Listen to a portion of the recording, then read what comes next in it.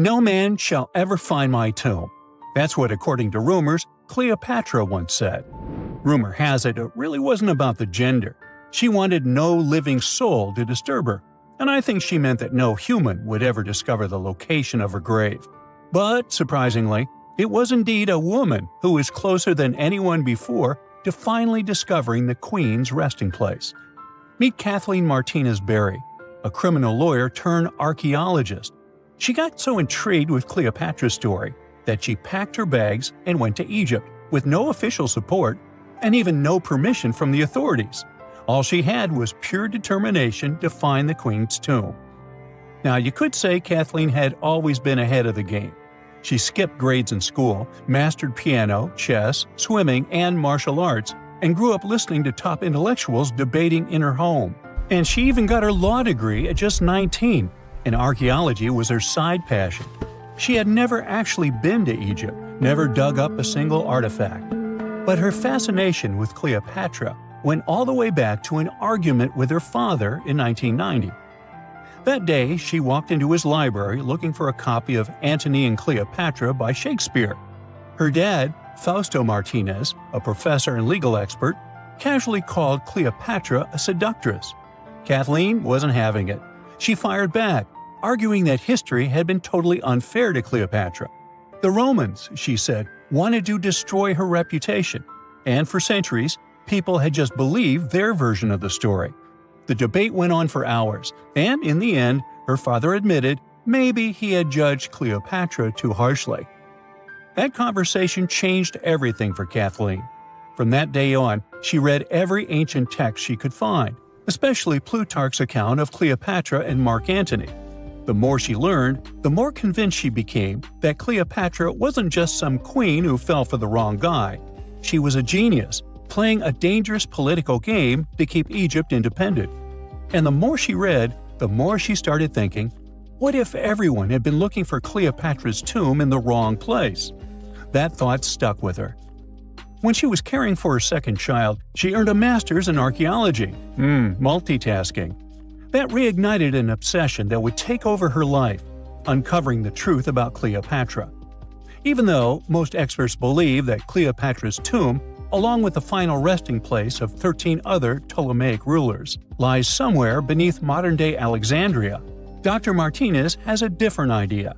She believes Cleopatra was buried at Taposiris Magna, an ancient temple dedicated to Osiris, the Egyptian deity of the afterlife. But she still needed an ancient foundation plate. These plates, about the size of a smartphone, were placed beneath important temple structures and often contained inscriptions explaining when and why the temple was built. If she could find a plate that confirmed the temple was dedicated to Isis, Cleopatra's patron deity, she'd have solid proof that this was the right place to look. Nothing could deter Martinez. She excavated the entire temple site, digging deeper than anyone before her. Her team found coins with Cleopatra's name and face stamped on them. It meant Cleopatra had a direct connection to this site. Then, they uncovered something even more interesting: a tunnel used to bring water to people, leading straight from the temple into the Mediterranean Sea. So, if parts of the temple had already sunken into the water, could Cleopatra's tomb be down there too? Martinez needed proof to convince Egyptian authorities to let her search underwater. And, against all odds, she found the missing foundation plate.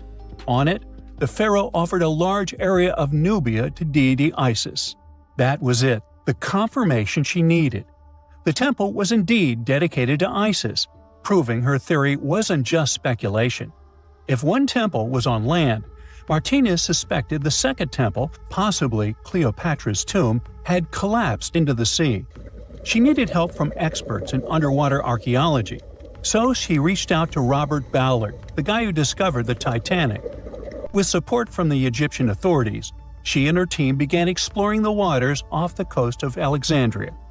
And what they found was mind-blowing. Underwater, they discovered massive stone structures, some standing 6 to 10 feet tall, right where the coastline would have been thousands of years ago. They also found basalt blocks, the same material used in the statues from the first temple. That meant one thing: those weren't just random rocks. They were the remains of a lost city, buried beneath the sea for centuries.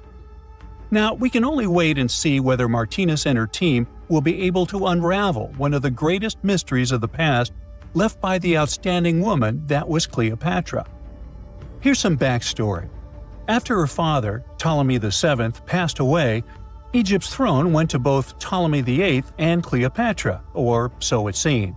Cleopatra, just 18 at the time, allegedly married her 10-year-old brother. Yeah, ancient royalty had some different customs, though there's no solid proof of that. But sibling love didn't last long. Young Ptolemy decided he wanted all the power for himself and tried to push Cleopatra out. Forced to flee the country, she didn't just sit around feeling sorry for herself. She raised an army, ready to march back and take what was hers. That's how, at 21, she was already in the Sinai Desert, leading an army and planning her return to the throne. Now, by that time, Cleopatra had already been locked in a powerful political, and not only political, alliance with Julius Caesar. In June 47 BC, she gave birth to a son, Ptolemy Caesar, better known as Caesarion, who, many believe, was Caesar's child. But that didn't stop her from playing by Egyptian royal rules. And her husband number 2, her other brother, Ptolemy XIV. Yep, despite her ongoing affair with Caesar, Cleopatra married yet another sibling, because, in her world, keeping the throne in the family was the name of the game. Now, marriage aside, Cleopatra's bond with Caesar stayed strong. She even traveled to Rome with Ptolemy XIV for a state visit. But instead of playing the role of a dutiful queen, she stayed in Caesar's private villa by the Tiber River. But after Julius Caesar lost his life in 44 BCE on the Ides of March, Cleopatra's political standing became shaky. To make matters worse, her brother-husband Ptolemy XIV passed away soon after, and some suspect Cleopatra had a hand in it, leaving her as the sole ruler of Egypt. Meanwhile, back in Rome, Mark Antony was rising to power as Caesar's presumed successor. Wanting to size up the Queen of Egypt, he summoned Cleopatra, and she did not disappoint. Sailing into town on a lavish barge dressed as a deity, Cleopatra made quite an entrance. Antony was instantly mesmerized, so much so that he left his third wife back in Rome and followed Cleopatra to Alexandria, where their relationship turned into a full-blown royal affair. The two had 3 children together. Together, they waged war against Caesar's adopted son, Octavian, in a battle for control of the Roman Empire. The last time the queen was seen, she was in her mausoleum, dressed in full royal splendor, diadem on her head, lying on what Plutarch called a golden couch. When Antony and Cleopatra lost at Actium, Octavian's forces marched into Alexandria. Cleopatra apparently knew the end was near, so she locked herself inside her mausoleum, surrounded by gold, silver, pearls, and priceless art. Those were the treasures she threatened to burn rather than let the Romans take them. Antony, meanwhile, wasn't going to let the Romans capture him alive. He wounded himself with his own sword, but before he passed away, he was carried to Cleopatra's side. She held him as he took his last breath in her arms. A little over a week later, Cleopatra made her own choice. Rather than face humiliation as Octavia's prisoner, she ended her life. Legend says it was the bite of a deadly asp, though history isn't quite clear on that. At the time, Cleopatra was only 39. Sounds like a rather full life to me. Meet Costello. He's a Brazilian reef octopus. But Costello isn't a regular octopus. While watching him, scientists began to suspect that he might be experiencing nightmares. When he was sleeping, he was changing colors, making some wild movements, expelling water, and even releasing ink. They decided to study Costello for a while. His behavior during sleep resembled stress and fear. The study showed that he might see vivid dreams, which are, at times, spooky. Well, as just one octopus, these cute underwater creatures are known for their intelligence and sometimes human-like behavior, so it's entirely possible that they see dreams just like we do. In Costello's case, he might be haunted by memories of tough times off the coast of the Florida Keys. Poor Costello has a rough past. He lost a tentacle to a predator before captivity. So maybe that's what he sees in his dreams. If proven true, this discovery could reshape how we perceive intelligence and awareness in both animals and humans. Well, it turns out plants can talk. Well, kind of. Scientists found out that plants actually make ultrasonic clicks when they're stressed. Imagine tomatoes and tobacco plants in a jam. They're making sounds like popping bubble wrap, but way too high for us to hear. These are called ultrasonic signals, and they might be their way of indicating stress. That would mean that plants can communicate with each other, and stressed plants prefer to be drama queens and let everybody know about their troubles. They make around 30 to 50 pops and clicks per hour. Calm and healthy plants don't do nearly as much. And not only do plants talk, but even have their own language. They make different sounds depending on whether the plant is experiencing thirst or is bothered by a snipped stem or something else. Moreover, some of them are so dramatic that they start ringing alarms even before they show signs of dehydration, when they know they're getting close to it. Scientists aren't sure why they do that, though. They believe that it might involve cavitation, a term that means air bubbles dancing in the plant's plumbing. Plants that sing these symphonies include corn, wheat, grapes, and even cacti. That is quite a big discovery in agriculture. We could use it to check if our crops are thirsty and stuff like that. So now we'll be eavesdropping on plants and deciphering their secret language. Okay, time for some universal news. Recent studies are shaking up what we thought we knew about the universe's age. Our findings during the last decades showed that the universe must be around 13.7 billion years old. However, a new study shows that it might be almost twice as old, up to 26.7 billion years. Keep in mind that it's not proven, so for now, the official number stays the same. Scientists were using the time since the Big Bang and studying ancient stars to measure the universe's age. But some stars were playing hard to get, looking older than the universe itself. For example, the ancient star Methuselah, which is estimated to be around 14 billion years old, which would be older than our universe. Also, the James Webb Space Telescope caught galaxies looking super mature just a few 100 million years after the Big Bang. All this poses some hard puzzles for astronomers. But this new hypothesis combines the expanding universe theory with something called the tired light theory. It suggests that light loses energy as it zips across cosmic distances. Combine this with the expanding universe theory, and bam! As the universe expands, the light loses energy, so we simply can't see all the super ancient stars that are very far away from us, which is why we could make a mistake in calculating our universe's age. The new model also pushes back when galaxies started forming. It suggests that those early galaxies spotted by the Webb telescope took way longer to form than we originally thought. This study is a serious shakeup in the scientific community. If we made such a huge mistake in calculations, we'd have to rethink the very fundamental astrophysics principles. That would be a giant leap, and we'd have to make a huge makeover of almost everything. Which is why we need to be very cautious about it. So while scientists test this new theory, we just have to wait for the results. Now, these aren't the only space news. The new AI technology is already being actively used for scientific research. This time, AI is helping us to look for signs of extraterrestrial life. Researchers in SETI created machine learning algorithms that would help us sift through the cosmic noise faster and more efficiently. When you point a radio telescope at the stars, it's like turning into a celestial radio station that's full of different signals. We catch everything from pulsars to radio galaxies and earthly interference. Obviously, it would be pretty hard to identify a potential signal from extraterrestrials in all this mess. For over 60 years, scientists had to do all this manually. It was a daunting task to scan the skies and explore countless stars and radio frequencies. But now, AI came to help. The algorithms are trained to recognize and distinguish known interference patterns, like those from mobile phones and electronic devices, amidst the cosmic data. They spot anything deviating from known patterns, the potential needle in the haystack. And we've already had some breakthroughs here. The astronomers caught 8 signals that didn't fit known patterns. While not confirmed as extraterrestrial life, they show that there's a great potential for future research. Going back to animals, this time we're visiting prehistoric Earth.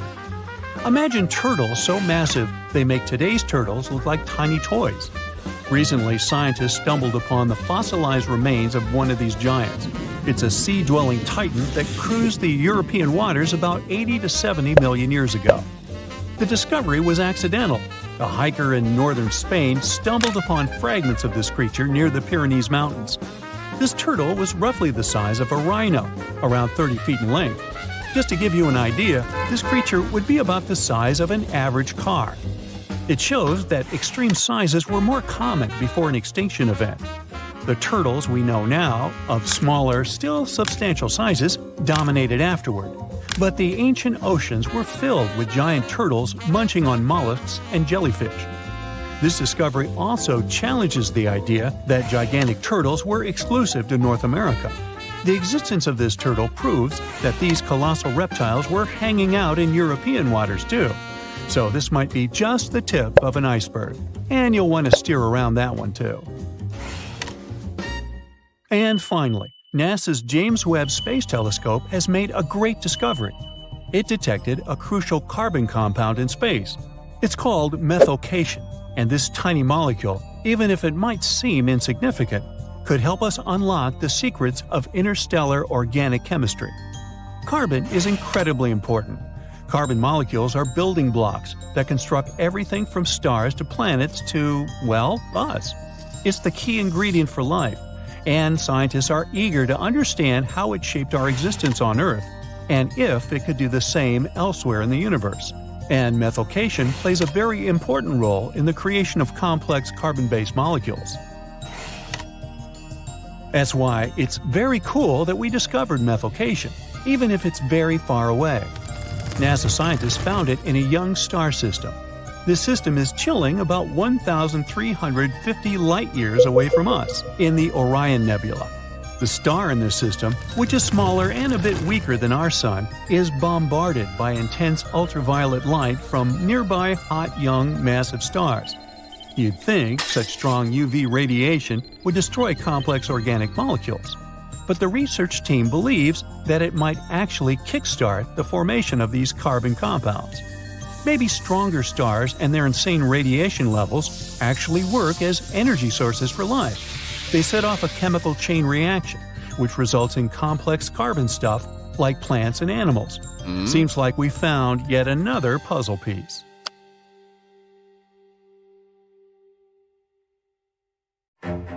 Hey, you've heard of Stonehenge. Of course you have. Big rocks mysteriously mounted in circles on a plain in England by, somebody.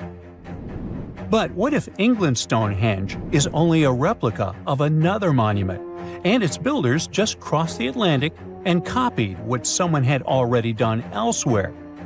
Well, it turns out researchers found another Stonehenge underneath the waters of Lake Michigan. This lake is a hotspot for woo-woo unexplained things. A bunch of disappearances, plane crashes, and now this, an ancient underwater monument that looks strangely enough like Stonehenge. We couldn't help ourselves and needed to dive deep into this story.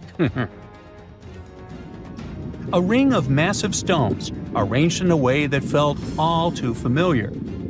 They saw 2 circles, an outer one and an inner one, sitting 40 feet below the surface. But this wasn't just a random pile of rocks.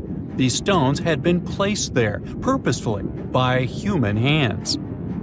And by doing some further research, they discovered that they were staring at a structure that's over 9,000 years old. Think about it. This Stonehenge beneath Lake Michigan predates the pyramids. It predates Stonehenge itself by about 4,000 years. All of this information was enough to startle scientists at Northwestern Michigan University. But that was before they found this out. One of the stones had a carving, a faint but clear petroglyph of a mastodon. Mastodons kind of look like the ancestors to our modern-day elephants, but they have been extinct on planet Earth since 10,000 years ago. So, whoever built this underwater Stonehenge needed to be alive at the same time these creatures roamed our planet. This discovery raised many questions among scientists. I mean, why on earth would they go through all this trouble to lay rocks at the bottom of a lake? Well, first things first. Scientists believe that Lake Michigan had much less water back then than it does now. Second, it could have something to do with ancestral practices of First Nation people. There's one theory from a professor of the University of Michigan. He suggested that the stones formed a kind of prehistoric hunting trap. He believes that early hunters used the circular formation as a drive lane to herd large animals like the mastodons from the rock carvings we were just talking about. Once they got these huge animals into a tighter circle, they could be more easily hunted. But not everyone's convinced by this theory. Some believe the circle probably had a deeper spiritual purpose. According to local Native American tribes, like the Anishinaabe, stones are more than just rocks. They're living beings. They hold spiritual energy and represent a connection to the earth and all living creatures. An elder from the Anishinaabe community even suggested that these stones are sacred, placed there by their ancestors to honor the land and its creatures. Scientists are trying to study the stone formation in depth, like about 40 feet. But that's the problem, actually. The fact that it's underwater makes it super difficult, since they don't have the best technology.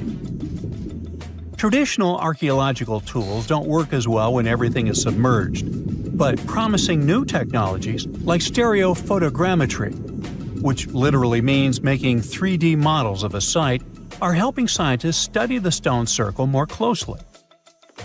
Still, research is slow and expensive, so it's hard to know when this mystery will come to a close. As we said, Lake Michigan is a hot spot for unexplained phenomena. Its lakebed is filled with shipwrecks, such as the Thomas Hume, a sturdy American schooner.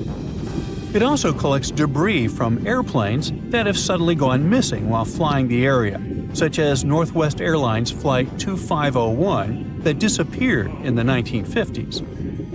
Some people even call the area the Lake Michigan Triangle, suggesting paranormal activities like what happens in the Bermuda Triangle might be going on. The lake spans over 22,000 square miles, which means it's almost two-thirds the size of the country of Ireland. In 2024, scientists were able to access another one of Lake Michigan's mysteries, the wreck of the Margaret A. Muir schooner. This 130-foot-long sailing ship sank over 130 years ago. The discovery was announced just recently by the Wisconsin Underwater Archaeological Association, the WUAA, whose team found the shipwreck sitting 50 feet below the surface just off the shores of Algoma, Wisconsin. Built in 1872, the Margaret A. Muir was a three-masted schooner built to carry heavy cargo across the Great Lakes. Her final voyage started out as a routine trip. Loaded with bulk salt, the ship left Bay City, Michigan, heading for South Chicago, Illinois. But on September 30th, 1893, things took a bad turn. Just as the Muir approached the town of Annapolis, now known as Algoma, a sudden storm hit. The ship began taking on water fast. The captain of the boat ordered his crew to abandon ship, and thankfully, they all made it to shore safely. For more than a century, the wreck sat undisturbed on the lakebed, its location a mystery. But thanks to a combination of historical research and high-resolution sonar, WUAA searchers finally found her in May of last year. The wreck is remarkably well preserved, with parts of the deck and gear still visible. Well, just a few lakes over to the left, researchers uncovered another impressive thing. At the bottom of Lake Mendota, near Madison, Wisconsin, researchers found 11 ancient canoes. They believe the oldest of the canoes dates all the way back to 2500 BCE.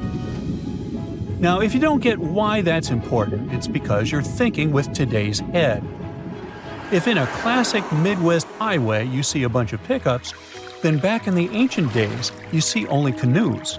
They were the main mode of transportation for indigenous cultures. They were used to fish in deep waters, trade goods, and travel long distances. The reason why scientists were so excited with its discovery is because they had never found any proof of what canoes were being used for in this region back then. And to understand the local cultures that inhabited the area during this time period, they needed to have some information on that. This exciting discovery was announced by the Wisconsin Historical Society in May 2024. The first canoe, which they believe is around 1,200 years old, was pulled from the lake in 2021. Then a second one was dug up in 2022. And now divers have found at least 11 more canoes along what would have been an ancient shoreline, long since submerged. One theory is that these canoes were intentionally sunk to keep them from freezing or warping in winter. It's possible people stored them in the same spot for generations. Or maybe this is just a small part of a much bigger settlement. Historians do believe there could be an ancient village hidden under the water of the lake. Divers have already found stone tools, like net sinkers used for fishing, but the village itself hasn't been located yet. Truth is, while the Great Lakes often steal all the thunder, scientists point out that smaller lakes like Mendota have stories too. The Wisconsin Historical Society is working closely with Native nations to piece together more about the lake's history. You'll need to believe me when I say there is a third Stonehenge, all the way under the waters of Lake Constance, Switzerland. I mean, think of it like Stonehenge's cousin.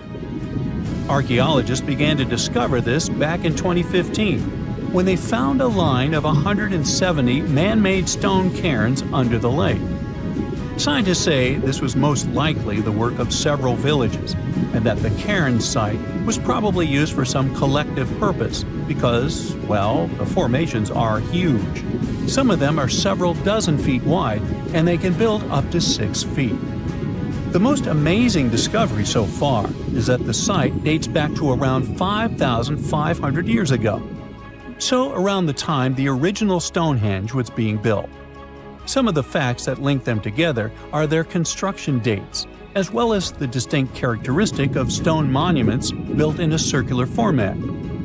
Scientists don't know much about this site yet, but hey, I see a pattern manifested all over the world, don't you? The lost city of Atlantis may have actually been found. No, really. 2 researchers were working in the waters off the coast of Cuba when they discovered the ruins of what looked like an ancient submerged city. That happened about 20 years ago, and yet no one really talks about it today. It's like the authorities just took the research, locked it away in some top-secret room, and decided no one else should know about it. But why? Well, I'm going to tell you. Back in 2001, Paulina Zalitsky, a marine engineer, and her husband, Paul Weinswig, were hired to explore the waters off Cuba's western coast. They had 2 main objectives: to search for old shipwrecks, possibly hiding treasures like gold and jewels, and to locate valuable oil and natural gas deposits deep underwater. They were using a sonar. Basically, this equipment is like a sound-based radar. It sends out sound waves underwater, and when those waves hit something, like a sunken ship, they bounce back. The system can figure out where and how far the object is just by listening to the echo. So, the couple was scanning the seafloor with this equipment more than 2,000 feet below the surface. And then, out of nowhere, they found something way more interesting than gold or oil. They found stones. Not just any stones. I'm talking huge, perfectly arranged stones. Kind of like a mini version of the pyramid at Chichen Itza, or even better, like a bunch of tiny submerged Chichen Itzas. Yep, they saw that, or at least they think they did. The thing is, sonar doesn't work like a camera. It definitely doesn't record video or take actual pictures underwater. What it does do is create images using sound. And those images are usually just outlines or shapes, kind of like a blurry black and white sketch. It shows you where things are, but not exactly what they look like. And that's exactly what happened back then. The equipment started producing images of these perfectly organized stone structures, and it really looked like some kind of urban development. I mean, the site was just too organized, too symmetrical to be just random rocks. But it sounded too good to be true. I mean, this discovery could totally change everything we know about ancient civilizations on the American continent. So the scientists decided it would be too irresponsible to announce anything without finding more evidence first. And that's why they decided to go back to that same spot. This time they sent down an underwater remotely operated vehicle to actually see what was going on beneath the sea. See? This robot was basically an underwater cameraman. And yep, it confirmed it. There was definitely something strange down there. It looked like an ancient city made of huge smooth blocks of granite. These rocks were about 8 feet by 10 feet. Some were in pyramid shapes, others were circular. Some seemed to be deliberately cut and then stacked on top of each other, while others appeared isolated from the rest. Together, they looked like they were forming corridors and outlines of rooms. It was like finding large buildings in the middle of an underwater desert. These images were enough for Zalitsky to seal the deal. Back then, she confirmed that this amazing structure, her words, could have been a large urban center. Again, her words. Then the couple started to speculate. They said that these structures were probably built more than 6,000 years ago, which would make them older than the Great Pyramids of Egypt. It's even older than the famous Maya, the civilization that used to live in the Americas and is known for their ancient and advanced temples. The research also suggested that these structures might belong to a civilization that lived on the American continent thousands of years ago, and that we didn't even know about. This supposed civilization once thrived on a 100-mile land bridge connecting Cuba to Mexico's Yucatan Peninsula. But then, something catastrophic happened. According to their theory, the Earth's faults shifted beneath the surface, leading to a massive earthquake. Then, in the blink of an eye, the entire bridge was destroyed. The land was swallowed up by the sea and ended up at the bottom of the ocean, and this civilization disappeared. Of course, all the connections to the famous Atlantis myth got the media totally hooked on the story. News websites ran headlines like "Lost City of the Caribbean Found" and "Atlantis Found in Cuba." So, could that really be Atlantis? I mean, did they finally find the remains of this supposedly super advanced and lost civilization? Well, it's hard to say. From the start, part of the scientific community wasn't buying into the story too much. First, there's the issue of the date. Saying that this civilization existed at this spot at least 6,000 years ago just wasn't very credible. Then, some European archaeologists argued that the stones they found using sonar might just be natural limestone, not perfectly sculpted granite. And third, it was too deep. Even with the whole theory of earth faults opening up and swallowing everything, it's still hard to explain how an entire city ended up so deep in the ocean. For comparison, there is Heraklion, a real ancient Egyptian port city that got submerged. Today, it is only about 19 feet underwater. But this so-called Atlantis city is at depths between 2,000 and 2,460 feet. See how that's totally different, right? People think it would have taken around 50,000 years for such stone structures to sink to the depth where they are said to be found. And according to experts, none of the known civilizations from that long ago had the ability to build such structures. But for Zalitsky, yes, it was possible. She still believed in the fault theory to explain how this land ended up at the bottom of the ocean so fast. Big movements of the Earth's tectonic plates are usually followed by things like volcanoes and earthquakes. So, according to her, it's a powerful event, and the island sinking could have happened really quickly. This earthquake theory could also explain why some of the megaliths on the seafloor look organized while others don't. But to really prove any of this, they needed a specially designed robot to go down there again and take samples of the rocks and sediment. That way, they could figure out how old the rocks were and maybe even find signs of human life, like carvings, sculptures, or artifacts. The problem is, drilling into those structures isn't easy. They look like granite, and drilling granite that deep underwater is seriously tough. And more than anything, they needed money to do it, a lot of it. So maybe they just never got the funding. Because even with all that initial hype, no further explorations or studies were ever reported. And that lack of follow-up sparked a lot of speculation. Some people even wondered if the story got shut down on purpose, like maybe the authorities wanted to keep something top secret.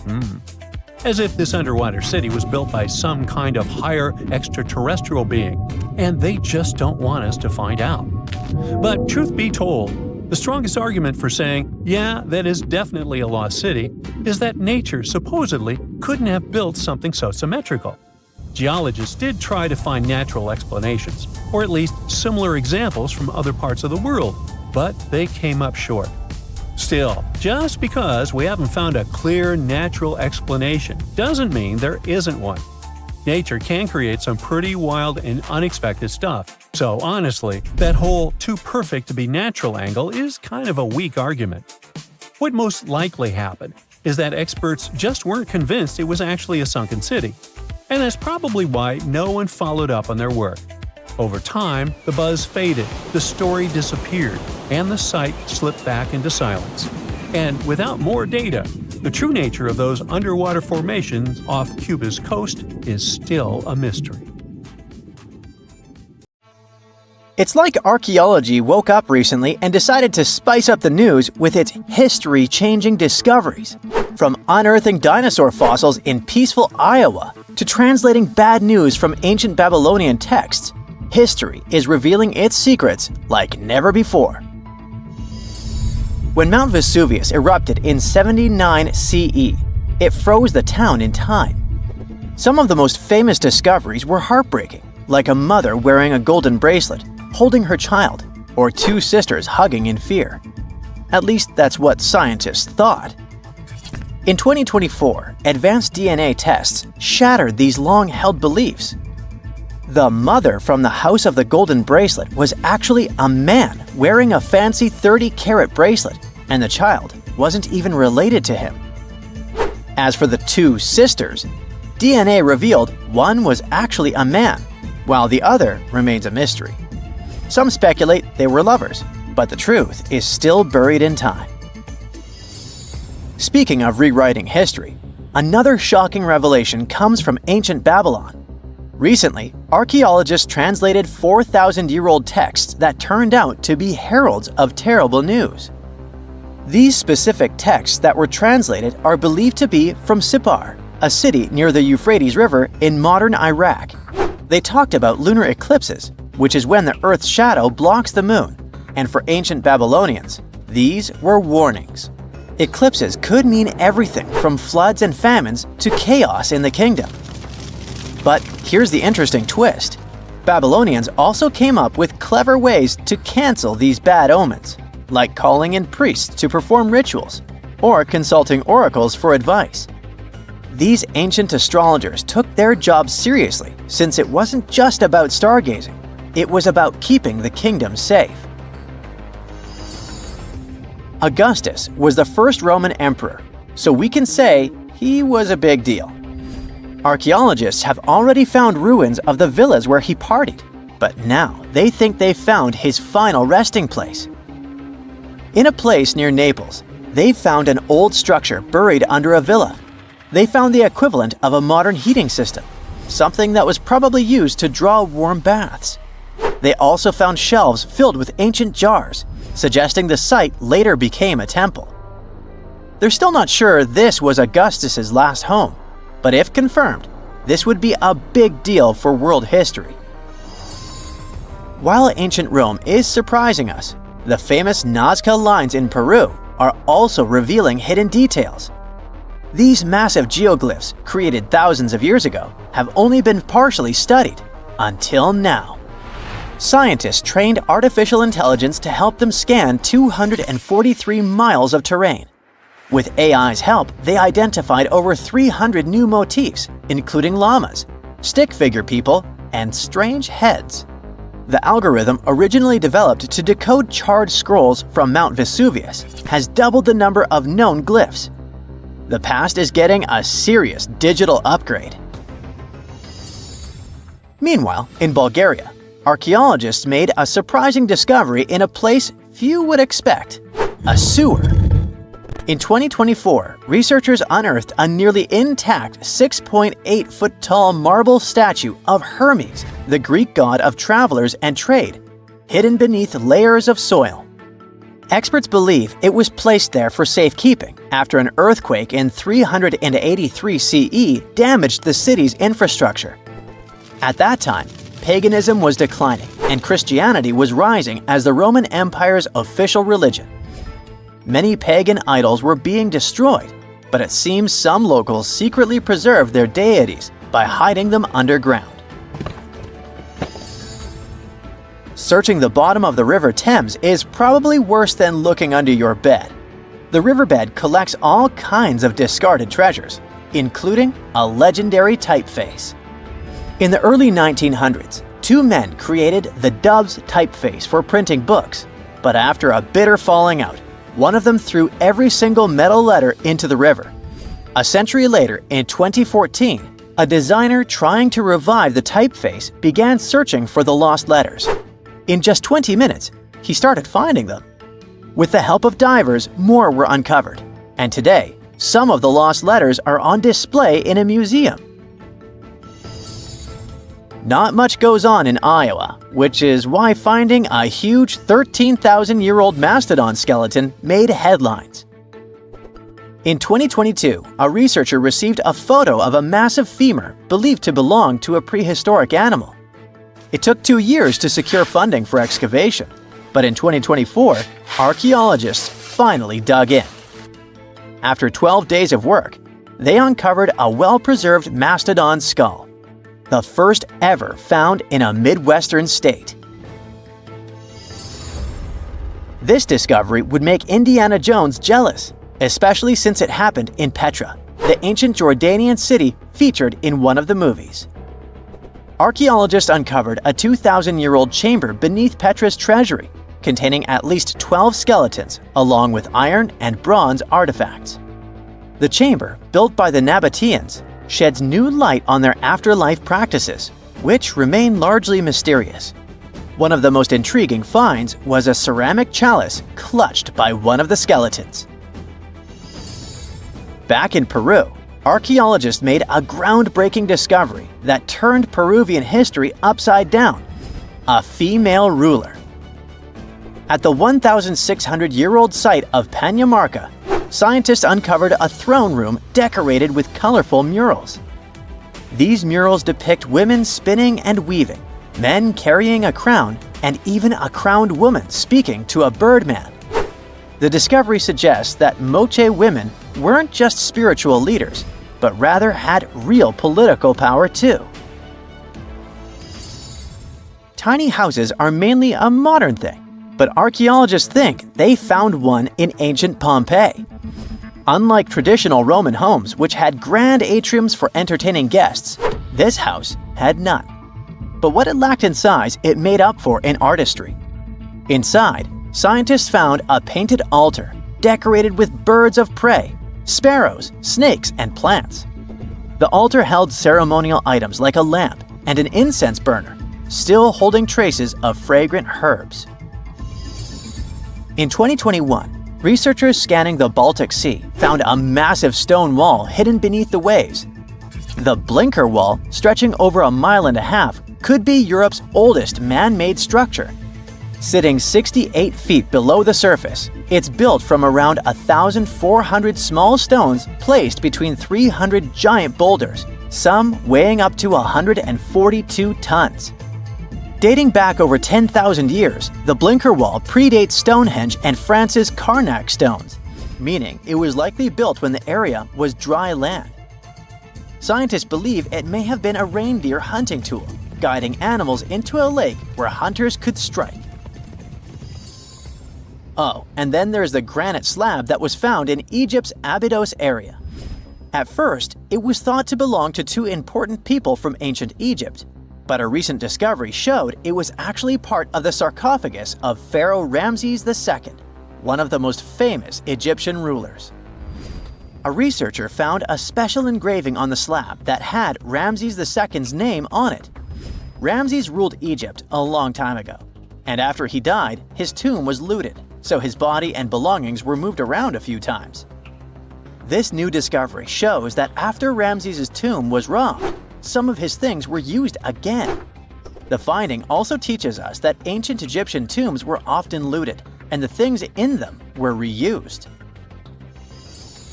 Recently, something unexpected happened during a dig in Norton Disney, back in England. While searching for ancient coins and brooches, a volunteer from the Norton Disney History and Archaeology Group stumbled upon a mysterious Roman dodecahedron. This small hollow object, made of copper alloy with 12 pentagonal sides, was buried for 1,700 years, but was surprisingly well preserved. Though over 30 of these strange objects have been found in the UK, no one knows for sure what they were used for. Some think they might have been measuring tools or calendars, while others believe they were used for rituals. The Norton Disney Group thinks these dodecahedra were likely symbols for religious ceremonies, as many show no signs of wear from daily use.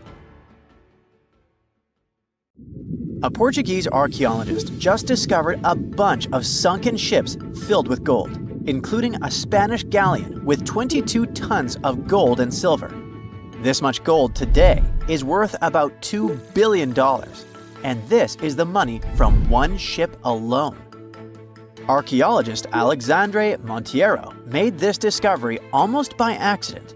He was studying some documents when he found some information about a ship that went missing in 1615, and he decided he wanted to find it. After many years, Alexandre found not just this specific ship, he actually discovered 8,620 shipwrecks in the waters of Portugal alone. Out of this number, 250 are gold-filled shipwrecks, a discovery that would make any Jack Sparrow shake in his boots. Most of these ships went down for boring reasons like the weather, but sometimes they were destroyed in battles, which may or may not have been super epic. They were carrying gold and other treasures from the New World to Europe, and of course, everyone wanted a share. Alexandre had been studying historical shipwrecks for 30 years now, so he has discovered many ships that went down in somewhat glorious ways. In 1816, for example, a ship of one of the richest men in Portugal sank in Australia, with an insane amount of 66,000 silver coins. This was the first ship from Portugal to ever plunge in the waters of Australia. The bad news is that these ancient sunken vessels, filled with riches and epic stories, are not so easy to reach. They're deep down in the ocean and covered by sand. You could still try, but that would be stealing part of a country's history, and you wouldn't want to be that person, would you? Naturally, Portugal was not the only country that explored the seas back then. The coast of Europe is packed with sunken ships filled with gold. In fact, there are about 1 million historical shipwrecks underwater right now, and the treasures abandoned under the sea might be worth around $60 billion. It's an insane amount of money, but let me tell you that these gold-filled sunken ships aren't really worth the hassle. There are many stories of maritime treasure discoveries that turned into insane lawsuits and even long jail time. Our first story starts in 1746, when a violent storm crashed a ship called Prince de Conti near an island in Brittany. The ship was filled with tea, ceramics, and 100 gold ingots. Of course, the owners of the ship tried to save the loot, but if it's not easy now, imagine how it was back in the 18th century. It took more than 200 years for the vessel to be found. It finally happened in 1975, when a group of French men discovered it and decided to take pretty much every valuable thing they could find. Now, I said these things were not worth the trouble for a reason. In France, if you find anything that can be historical, you must declare it to the local authorities within 48 hours. Fail to comply, and you will be committing something known as a crime. To be fair, our French friends here did declare their findings, but only the corroded cannons from the ship. And the gold? Well, they sold it.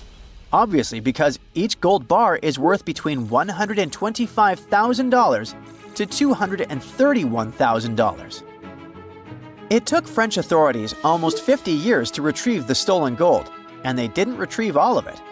Part of it was bought by an elderly couple living in Florida, and the crime is so serious they were charged for connection with money laundering, organized crime, and the trafficking of cultural goods. The poachers also sold some gold ingots to the British Museum collection. Now, let's go back to the 1850s, when a steamer called SS Central America traveled from Panama to California and back again.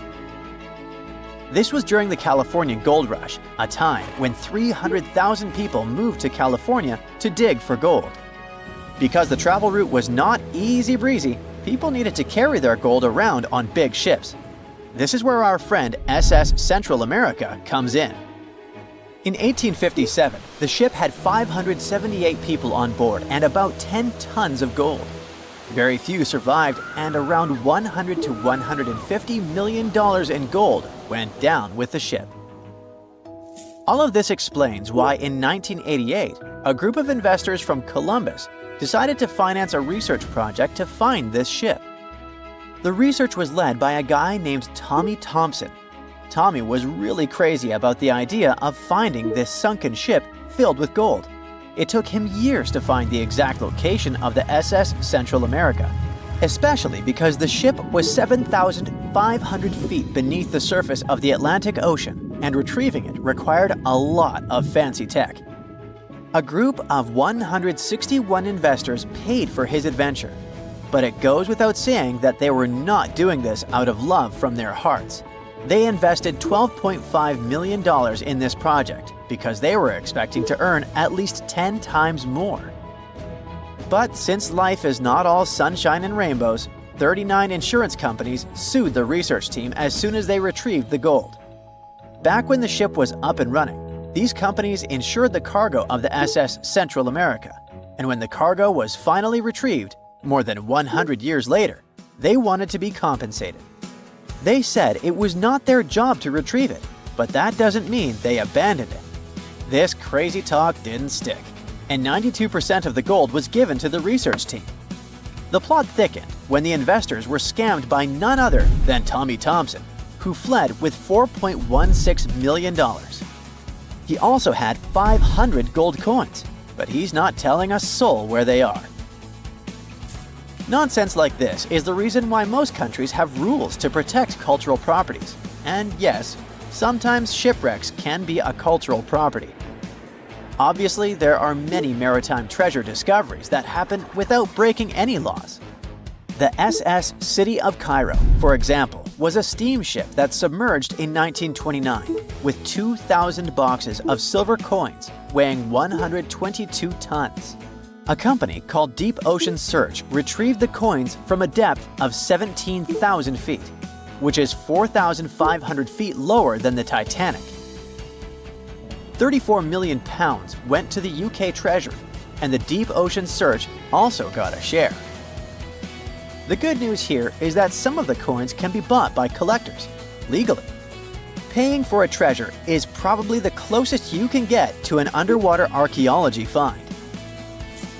I know, all I did was destroy your piracy dreams. But while raiding gold-filled shipwrecks may be a crime in most countries, or just financially impossible for us mere mortals, not all hope is lost. There is about $771 trillion worth of gold lying on the ocean floor, and it doesn't have an owner. It's like an underwater gold mine, except the gold is in the water. You know how the water of the ocean is salty? Well, the gold gets mixed with the minerals in the water, so it's not like you stumble upon a gold nugget on the beach. Each liter of ocean water has 13 billionths of a gram of gold, and it's very difficult to extract such tiny particles of gold from the water. But that doesn't mean people haven't tried, and, of course, there's been a scam here too. In the 1890s, a guy claimed he had invented a thing that would suck gold from the seawater. When he got enough money, he fled the country with the cash. If you really want to get some gold, you could try to extract it from the Earth's core, which has 1.6 quadrillion tons of gold. There's 16 times more gold in the Earth's core than what humans have mined in the whole of history. No hoax involved here, because nobody has dared to go down there yet. With archaeologists discovering gold-filled sunken ships out and about, maybe we can make our own maritime treasure discoveries. or at least save enough money to buy some silver coins. Ever since Plato wrote about the allegory of Atlantis, humanity has been fascinated with the possibility of the discovery of a thriving underwater civilization. Fancy joining me on a trip to a few historic underwater sites? Let's see what we can find out about ancient civilizations. The first one on our list is what is being called the underwater Stonehenge. Scientists have recently discovered a mysterious pile of cairns that stretch for miles under the shimmering waters of Lake Constance at the borders of Switzerland, Germany, and Austria. Archaeologists began to explore the site back in 2015, and they haven't been able to understand yet what it was actually used for. What they do know is that there is a 12-mile line of 170 human-made stone cairns under Lake Constance. Scientists say this was most likely the result of a combined work of several villages. The cairn site was probably used for some collective purpose. The formations are huge. Some of them are several dozen feet wide. The most amazing discovery so far is that the site dates back to around 5,500 years ago. Now, what were we humans doing back then? We were living in the prime years of the so-called Stone Age. We were beginning to make artifacts from stone and use them to hunt and eat. Can you imagine what a knife and fork might have looked like back in those days? It's no coincidence that scientists call this site the underwater Stonehenge, though. Both sites are believed to have been built around the same period of time. You see, Stonehenge dates back to around 3,100 BCE. Both sites carry the distinct characteristic of stone monuments built in a circle. Not to mention the fact that scientists also haven't figured out why on earth our early ancestors would feel the need to build a monument such as Stonehenge. Well, the mystery of Lake Constance hasn't been solved yet. Who were the Neolithic people from this area? And for what purpose did they go through such an amount of work and effort to build this huge stone site? Next, we're taking you on a tour of the Ryukyu Islands just off the coast of Japan. You're diving deep down to an archaeological site. But I should warn you, the waters of the Pacific Ocean are far from smooth. It doesn't take long before you see a huge structure, thanks to the sunlight shining down on the seabed. At first, it looks like Machu Picchu's ruins located across the globe in Peru. As you approach the site, you slowly figure out its forms. A pyramid-shaped structure, arches, staircases. It's something that could have easily been a palace or a castle. Could this be a sign of human activity? What you've just seen is known today as the Yonaguni Monument. It also goes by the name of Japan's Atlantis. The entire monument is about the size of 5 soccer fields and the height of a 5-story building. Its most surprising feature is its expanse of terraces. Explorers and scientists believe that Yonaguni might be 10,000 years old. But whether it's a human-made structure or a natural formation is still under debate. For Japan's top marine geologist, Professor Masaki Kimura, Yonaguni is the heritage of a lost civilization. Kimura has dived to the bottom of the ocean to explore the ruins over 100 times over the past 10 years. According to him, there are clear signs of human activity down there. On the monument's surface, there is a triangle-shaped concave that is a historical symbol of water fountains in the region. There's also a giant turtle carved on the eastern side of the structure. And, according to Kimura, turtles have an important cultural meaning. Several pieces of stone tools have been recovered from the site. Their estimated age is around 10,000 years. However, not all scientists support this theory. For many, Yonaguni is the result of thousands of years of erosion. The fact that the monument is composed of one massive rock leads them to believe it's not human-made. The defined edges and flat surfaces resemble a natural formation in Northern Ireland known as the Giant's Causeway. The basalt columns look like the ruins of a palace, but they're actually the result of volcanic activity in the region. Now, you're flying to the coast of Greece, 4 hours away from Athens. More specifically, you're in the Peloponnese Peninsula. You dust off an old snorkel and head for a free dive on a bright sunny day. Sometime into the dive, you start noticing patterns on a seabed. 13 feet below the surface, outlines of familiar objects start to appear, one by one. As you continue swimming, what looks like the outline of an entire city emerges in front of your eyes. Are you wondering how water could have taken the whole city? Rocks are perfectly aligned into what appears to be the foundation of a building. This is Pavlopetri, an ancient city you've probably heard about for the first time. It was discovered by Nicholas Fleming, a British oceanographer, when he was on vacation in Greece. He had heard rumors about Pavlopetri's existence and indeed found several artifacts on the seafloor. He went back to the area a year later with the team. They found a site filled with pots, storage vessels, and tools.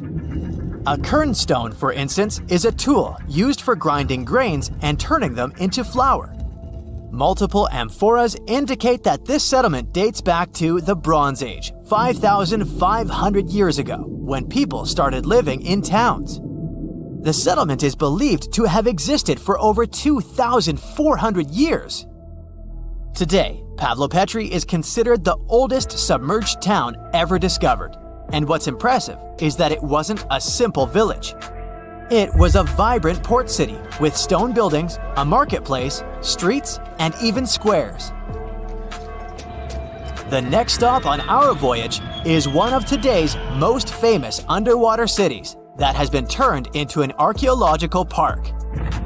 The city of Port Royal in Jamaica exists only below the surface, but in 1692 it was one of the wealthiest cities in the Western Hemisphere. Port Royal was the center of the British Empire at the time and an important trade city that attracted people from all over the region. It was also home to real-life pirates of the Caribbean. On the morning of June 7, 1692, the people of Port Royal met a different fate than they had probably expected. The city woke up shaking.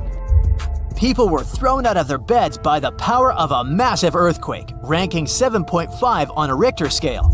One survivor said he had seen Earth opening up and swallowing the whole town. What he said could be true, as the city was mainly built on sand. The ground swallowed buildings, roads, you name it. Geysers erupted, and finally, waves as big as 10-story buildings hit the city. About 33 acres of the city disappeared under the water.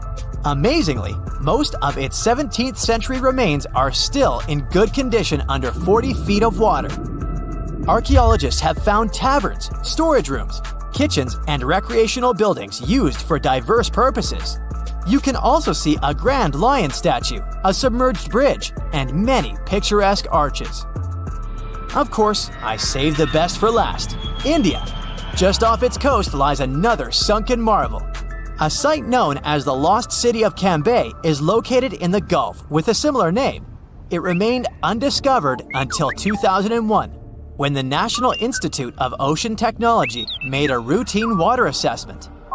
With the help of sonar technology, which sends a wave sound to the bottom of the sea, they found something far beneath the surface. Images showed well-defined geometric shapes spread along a 5-mile stretch.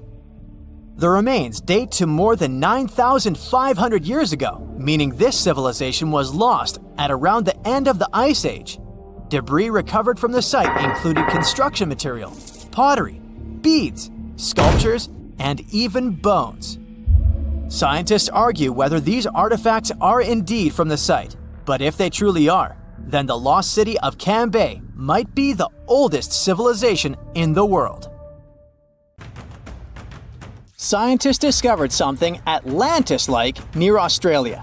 There used to be an entire continent that's now underwater. Here's what happened to it. Around 70,000 years ago, during the last ice age, there was a huge landmass called Sahul. It was located in the southwestern Pacific Ocean. This ancient supercontinent connected what we now know as Australia, New Guinea, Tasmania, and the Aru Islands into one giant piece of land. Imagine lush tropical rainforests surrounded by beautiful mountains. Sahul's tallest mountains were in the New Guinea highlands, with peaks reaching over 13,000 feet. This beautiful place was home to a variety of unique animals, most of which were pouched creatures. But back then, they weren't just koalas and kangaroos. Sahul was filled with different types of grazers, burrowers, scavengers, and predators. It was home to a huge diprotodon, a powerful hunter Thiosolio, and a horrifying Megalania, a creature that's much larger than any living lizard today. It was a unique place because the rest of the world was filled with placental animals at the time, like wolves, elephants, and humans. In Sahul, the only normal mammals were bats and rodents. But not all its parts were the same. The Timor, Arafura, and Carpentaria regions were covered by hot savanna and dry forests. It looked kinda like modern Australia, hot air deserts with scrubland, steppe, and temperate forests along the eastern coast. Back then, people were migrating all across the world. They made an incredible journey from Southeast Asia to Sahul and first arrived here from 60 to 45,000 years ago. They mostly traveled by foot and crossed the sea using bamboo rafts and simple boats. They came there from an ancient landmass called Sunda, which includes parts of Southeast Asia. They traveled across a series of islands known as Wallachia and eventually spread across Sahul. And it wasn't a small journey. Sahul was huge, around 4.1 million square miles. That's bigger than the USA or Canada. It stretched from the equator to around the southern part of New Zealand. So they arrived in what is now Australia and became Australia's first people.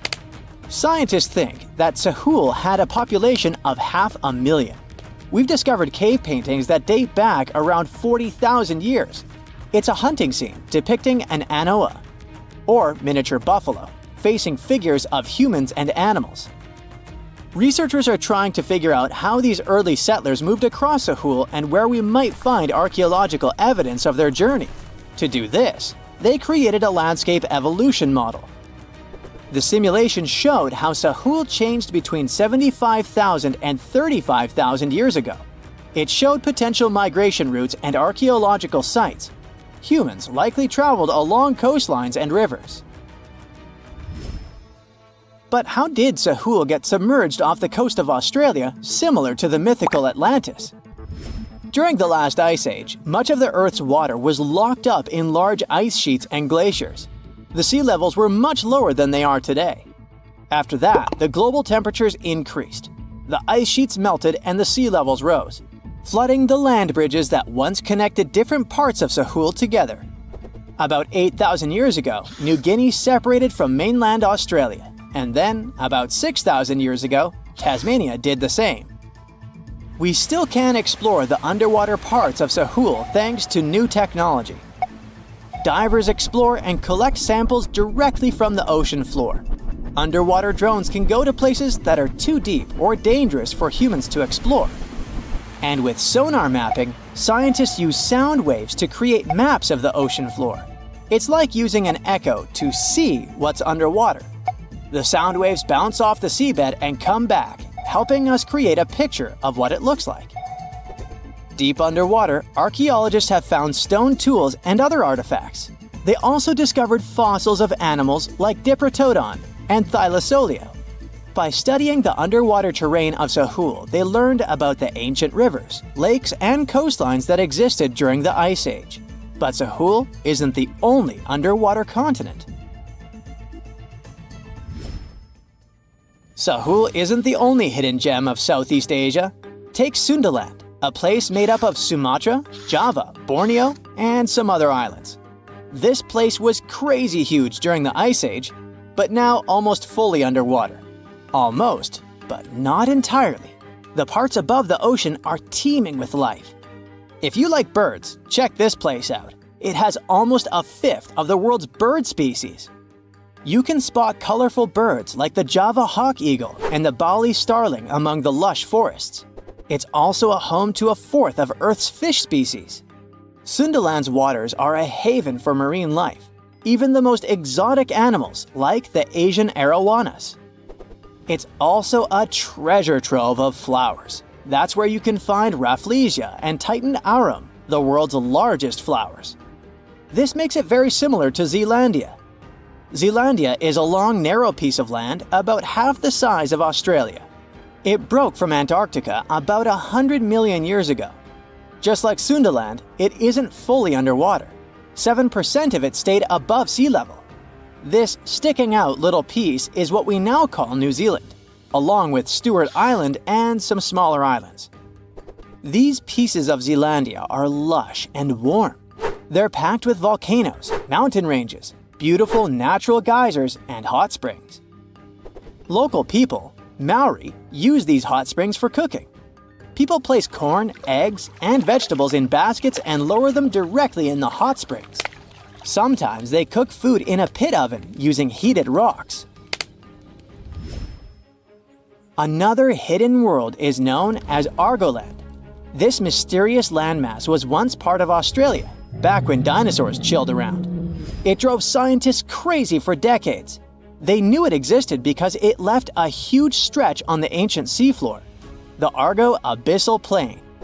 About 155 million years ago, it broke off from Australia, saying bye-bye. The continent drifted somewhere north, and when it reached Southeast Asia, it just vanished. Scientists had no idea where it went, but recently they finally found its remains. Turns out, poor Argoland's lower parts started drowning into the Sunda Trench, a horrifyingly deep oceanic pit. The Earth's crust sunk into the mantle. Meanwhile, the upper parts of Argoland were pushed upward, grabbing the younger rocks on land. Because of this, Argoland broke apart into a bunch of smaller pieces. These pieces formed parts of Borneo, Java, Sulawesi, and other regions. The remains are buried under Indonesia and Myanmar. Imagine a colossal landmass the size of Greenland, Greater Adria. Its journey began about 240 million years ago when it broke away from the supercontinent Gondwana. It started moving north, and after 100 million years of enjoying the warm seas, it suddenly crashed into Europe and shattered into pieces. Most of these pieces went deep into the Earth's mantle, but some were scraped off and became part of mountain ranges like the Alps. Today, the remnants of Greater Adria are scattered across more than 30 countries, from Spain to Iran. That's why they're hard to look for. Seychelles was also once part of Gondwana. Yep, these idyllic islands are sitting atop of the ancient continent. We know a lot about it because of its fascinating granite outcrops. 100 years ago, Alfred Wegener discovered continental drift, but no one believed him. These granite outcrops helped him prove that he's not crazy and that tectonic plates really are moving. The Seychelles broke off from India and Madagascar and eventually became a sad loner in the Indian Ocean.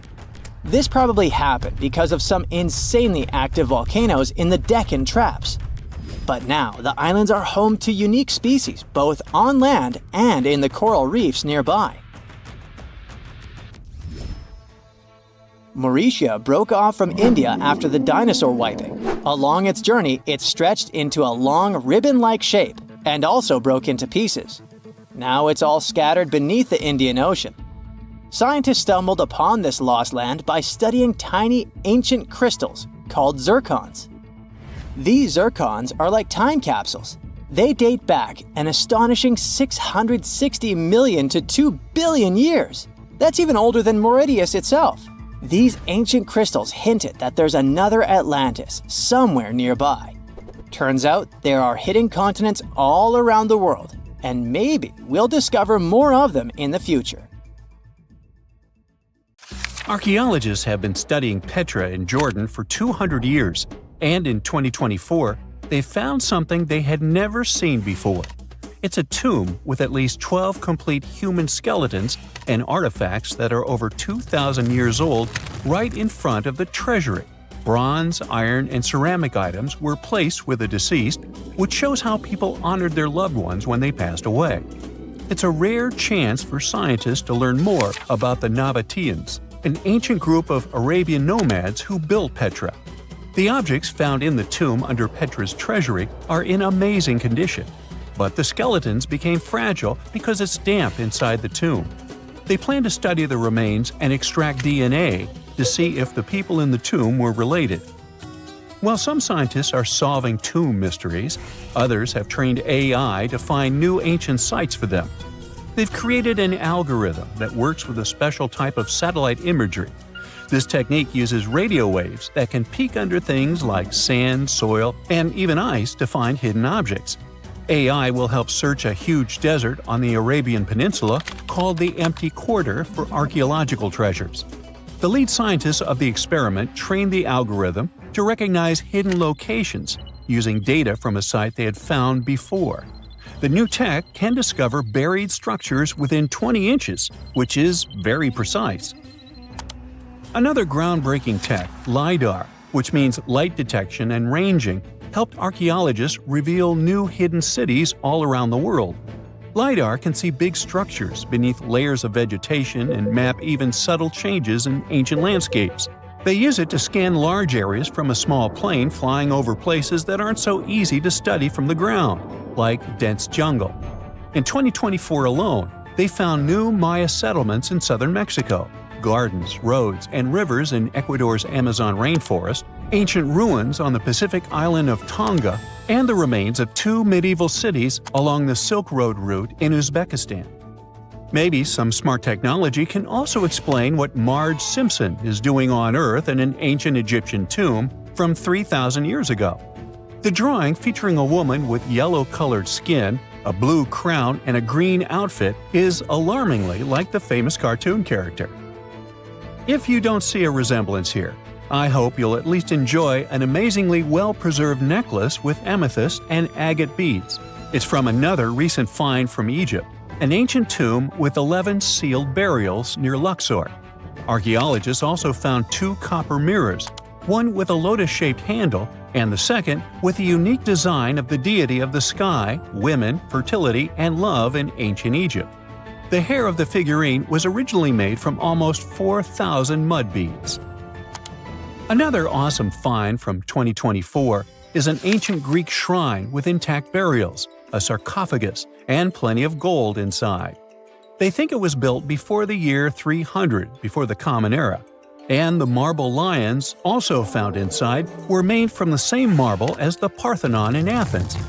Greece is so full of ancient treasures that the city of Thessaloniki will house around 300,000 of those artifacts in their new subway system. Meanwhile, archaeologists in France have found a monument unlike any other, and they can't figure out what it was used for. It's direct proof that people used to live here between the Neolithic and the early Iron Age periods. The coolest part is a monument made of 3 unique shapes that fit together like puzzle pieces. Some gravel found in the monument could mean there used to be a wooden fence called a palisade. People who built it probably used it for protection or decoration. The team studied the layers of soil around the monument to learn more about its origins. The only tools found so far were sharp flint stones, not the cartoon characters, which were used during the Neolithic period. The next step will be radiocarbon dating to figure out exactly how old the site is. Now, the oldest saddle ever found so far was found in the grave of a woman near the edge of the Taklamakan Desert in northwest China. This saddle is the oldest ever discovered. It was crafted from pieces of leather that were sewn together and stuffed with straw and animal hair to make it soft. Now, normally, things made from natural materials like this don't last very long because they rot or fall apart. But the Taklamakan Desert is so dry that it helped preserve the artifact. The herdswoman who used the saddle was buried in her full riding attire, so this proves that not only men used saddles and took part in herding and traveling. Now let's shift to Guatemala, where an ornate jade mask made by the ancient Maya people was waiting for centuries to be discovered. Scientists use radiocarbon dating to figure out the age of the mask. They believe the mask may represent a Maya storm deity, a powerful figure in their mythology. These kinds of masks were often made to honor Maya royalty, and they were placed in the tombs of kings and queens when they were buried. The king's tomb was also decorated with carvings made using tools crafted from volcanic obsidian.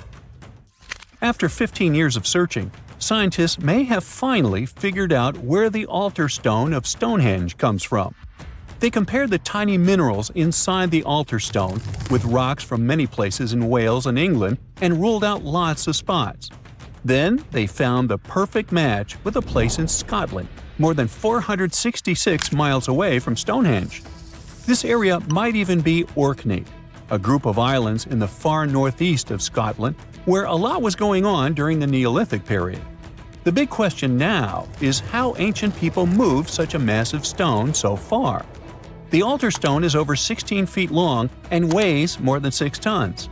The new theory is that they might have used boats to carry it across the coastline and rivers.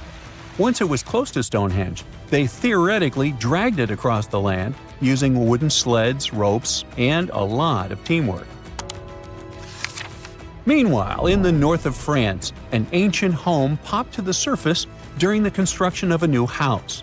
It turned out to be a luxury urban house for the elite from the 2nd century of the Common Era.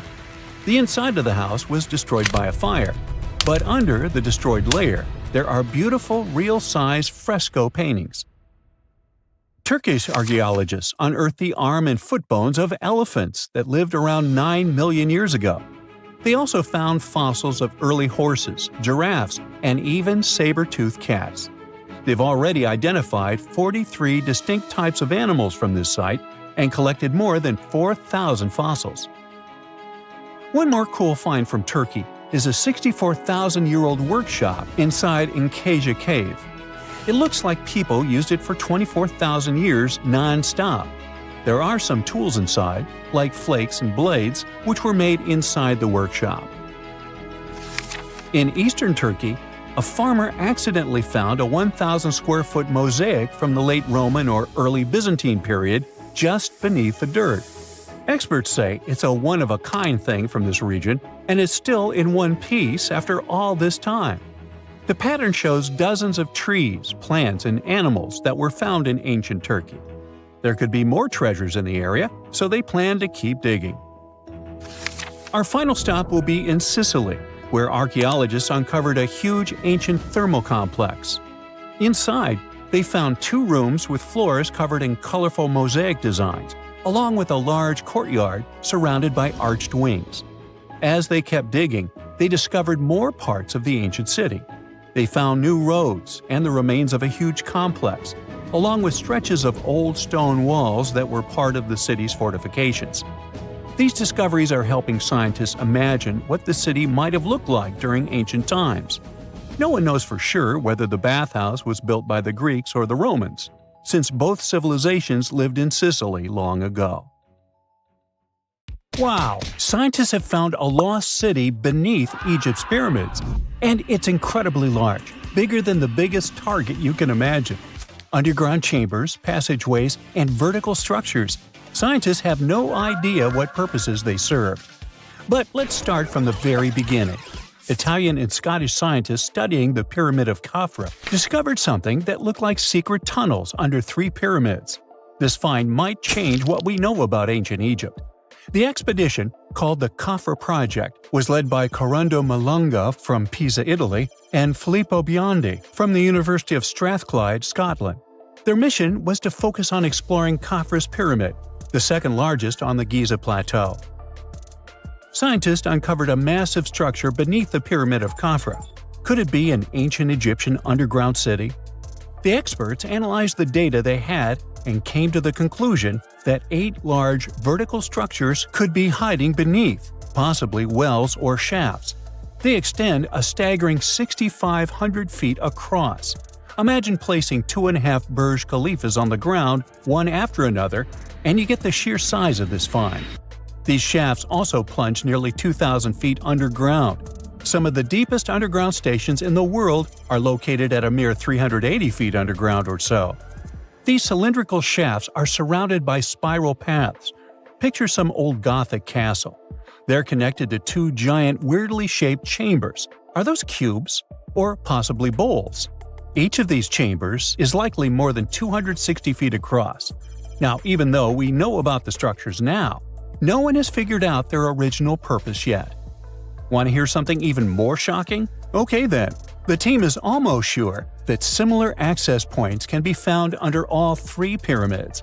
In other words, all of them might be linked by a hidden system of underground tunnels, chambers, and passages.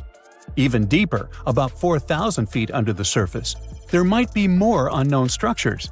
And doesn't it add to the mystery? But the coolest news is that, according to some team members, these hidden structures near Giza pyramids could align with the legendary Halls of Amenti. In ancient Egyptian mythology, it's a place where people are believed to arrive when they're close to the end of their days. There, they are said to take a 3-day-long trial, facing their biggest fears. Now, how did scientists even discover these hidden spaces? To uncover them, researchers used 2 satellites positioned 420 miles above Earth.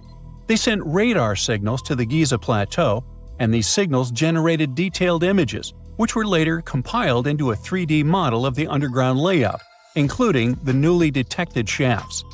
Then, using synthetic aperture radar or SAR technology, which is a type of radar that can penetrate through stone, the team also spotted 5 small room-like structures hidden deep within the pyramid. One of these chambers contained a sarcophagus, which was once thought to be the tomb of Pharaoh Khafre. But now, scientists believe this was a mistake. The true burial site is likely to be elsewhere. In any case, these 5 hidden rooms were completely unknown before the scans. They seem to be arranged in the center of the pyramid and are linked to underground pathways leading somewhere below the structure. There's an opinion that these tunnels could lead to more hidden chambers and wells. Some of them might be around 4,500 years old. Wow! What if they help us solve ancient civilization mysteries? Preliminary data suggests that all this underground space can be much more than a few empty chambers. There might be many more hidden structures near the Giza pyramids. How come? Well, the thing is, the structure appears to include hollowed-out sections with spiral pathways leading even deeper underground. Refining the images hinting at this could reveal an extensive subterranean network. It might be a whole city hidden under the surface. Now, despite the excitement surrounding these findings, there are also a lot of people who don't believe in the existence of the underground city. They're skeptical about the archaeological discovery in Egypt due to the lack of peer-reviewed verification. That's why several archaeologists and radar experts have challenged the validity of the claims. They've explained that the technology used to make the discovery may not be advanced enough to produce such detailed underground imagery. According to them, the 5 smaller chambers found near the surface could be natural formations, since the area had had sacred significance long before the construction of the pyramids. Some experts have even dismissed the use of radar methods in this context altogether. They call these methods scientifically unproven and question their accuracy. The discovery has also reignited discussions about ancient Egyptian myths and the possibility of hidden texts lying somewhere beneath the Giza pyramids. The layout of the newly detected underground chambers shares similarities with mythological accounts of the Hall of Records, a rumored chamber that could preserve early Egyptian wisdom. If confirmed, these findings could significantly reshape the understanding of Egypt's sacred topography. Plus, this lost city beneath Egypt's pyramid could become physical evidence of previously unknown underground structures. That's why the Khafre project is super eager to begin excavating to confirm their findings. But getting approval from Egyptian authorities is a challenging process. The discoveries still need to undergo peer review before they are accepted by the academic community. By the way, this recent archaeological discovery in Egypt comes on the heels of another discovery involving a weird structure beneath the Royal Giza Cemetery, which researchers believe is unnatural in origin. Archaeologists used remote sensing techniques and uncovered a mysterious L-shaped structure underground in the Western Cemetery of Giza. This area is known to house burials of royal family members and high-ranking officials. Many of the tombs in the cemetery have above-ground mastabas, rectangular stone or mud brick structures with flat roofs. But there is an area in the center of the cemetery where there are no above-ground structures.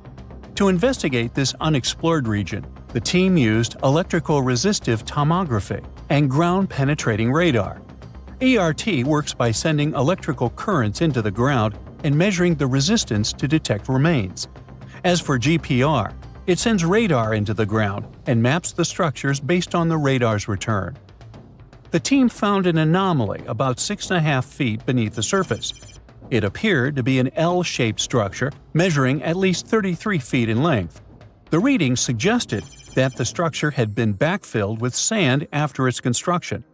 This made the team hypothesize that it could be a mix of sand and gravel, or possibly an air void. This anomaly was classified as a highly resistive structure, which meant it didn't occur naturally. Motoyuki Sato, the study's lead author and professor at Tohoku University in Japan, claims that the structure is not a natural formation due to its sharp shape. Another weird thing about ancient Egyptian pyramids is that historians have long believed that they were built primarily for royals and high-status individuals who had the wealth and power to create such massive structures. However, new research from the archaeological site of Tombos in modern-day Sudan challenges this assumption. The thing is, Tombos' pyramid may have served as burial sites for low-status workers as well as elites. The hard-working members of ancient communities may have found their last resting place in some of the most visible monuments, including the pyramids. Located along the Nile River in the ancient region of Nubia, Tombos became part of Egypt after its conquest of the area around 1400 BCE. That's when Egypt established the site to strengthen its colonial control. Workers at Tombos built pyramids, but those were much more modest than the famous pyramids of Giza. The research team reanalyzed 110 human skeletons from Tombos, originally studied in 2012. In particular, they examined the entheses, the areas where tendons and ligaments attach to bones. Such an analysis can give us insights into the amount of physical labor a person performed. When someone does hard labor, their bones often develop distinct crests and ridges at these attachment points due to the stress on the tendons and ligaments. And while some skeletons showed little change in their entheses, suggesting they belonged to individuals from the upper classes, others showed more serious changes. It means they belong to lower-class workers. This finding can totally challenge our earlier understanding of pyramid burials, especially the idea that only elites were buried in the pyramids, because the pyramids themselves were designed for the elite. This recent research may prove that lower-class workers may have found their final resting place in these monumental structures too. In 1936, British Egyptologist Walter Bryan Emery found a small object in the desert that made people debate whether it was an elaborate stone model of a flying saucer or even a hyperdrive from a spaceship that belonged to some advanced civilization that visited the Earth. Emery spent years excavating sites along the Nile River Valley, especially in the huge ancient necropolis of Saqqara. He found countless treasures from ancient Egypt, and the most bizarre one was definitely from the tomb of a high official, Sabu. Historians don't know exactly who he was for sure. Some sources say he was a king's son. His burial at Saqqara means he was an important figure in the royal court. There are no records from this early period he lived in, so Sabu's role and fate are still a mystery.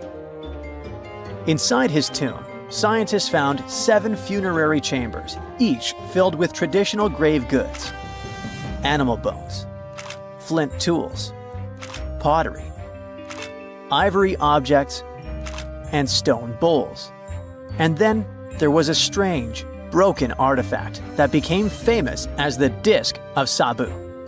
It resembles a shallow, round-bottomed bowl, but with 3 delicately carved, curved lobes spaced roughly 120 degrees apart around its perimeter.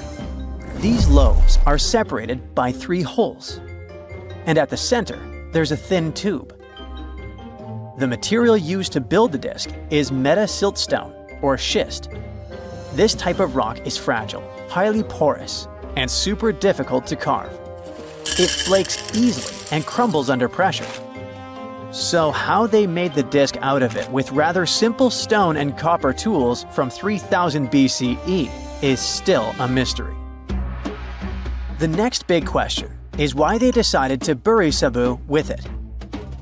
Perhaps if we knew its true purpose, it would make more sense. When it was first discovered, archaeologists thought it was nothing more than a vase, an incense burner, or a ceremonial decoration. But those who took a closer look from the point of view of an engineer decided it could actually be a component of a larger mechanism. An amateur historian made an exact copy of the artifact with a 3D printer, and it turned out that the disc of Sabu was an ancient impeller, a crucial part of a centrifugal pump. When they put it in a housing and span at high speeds using the small central shaft, the disc was able to displace water. When it was tested without a housing, the disc created a powerful vortex. It became clear that the curved lobes and slightly concave shape of the disc weren't random.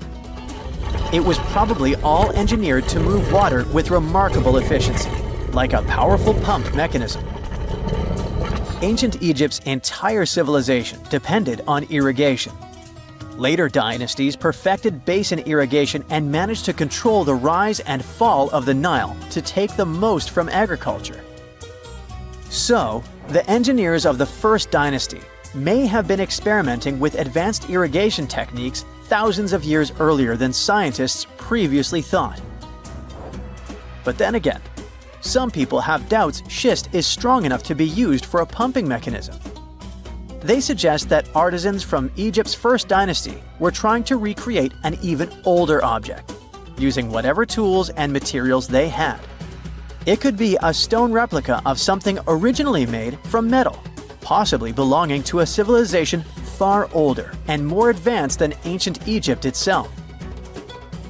One Swiss author takes this idea even further and proposes that the disc is a copy of a component from an extraterrestrial spaceship's hyperdrive, or stone model of a flying saucer.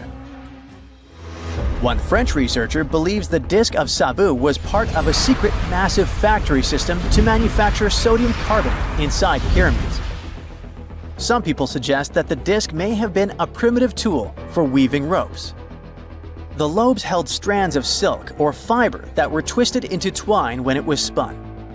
Or it may have been a gigantic lamp. Another historical mystery is a map from 1513 that is believed to be the oldest surviving detailed map showing the Americas.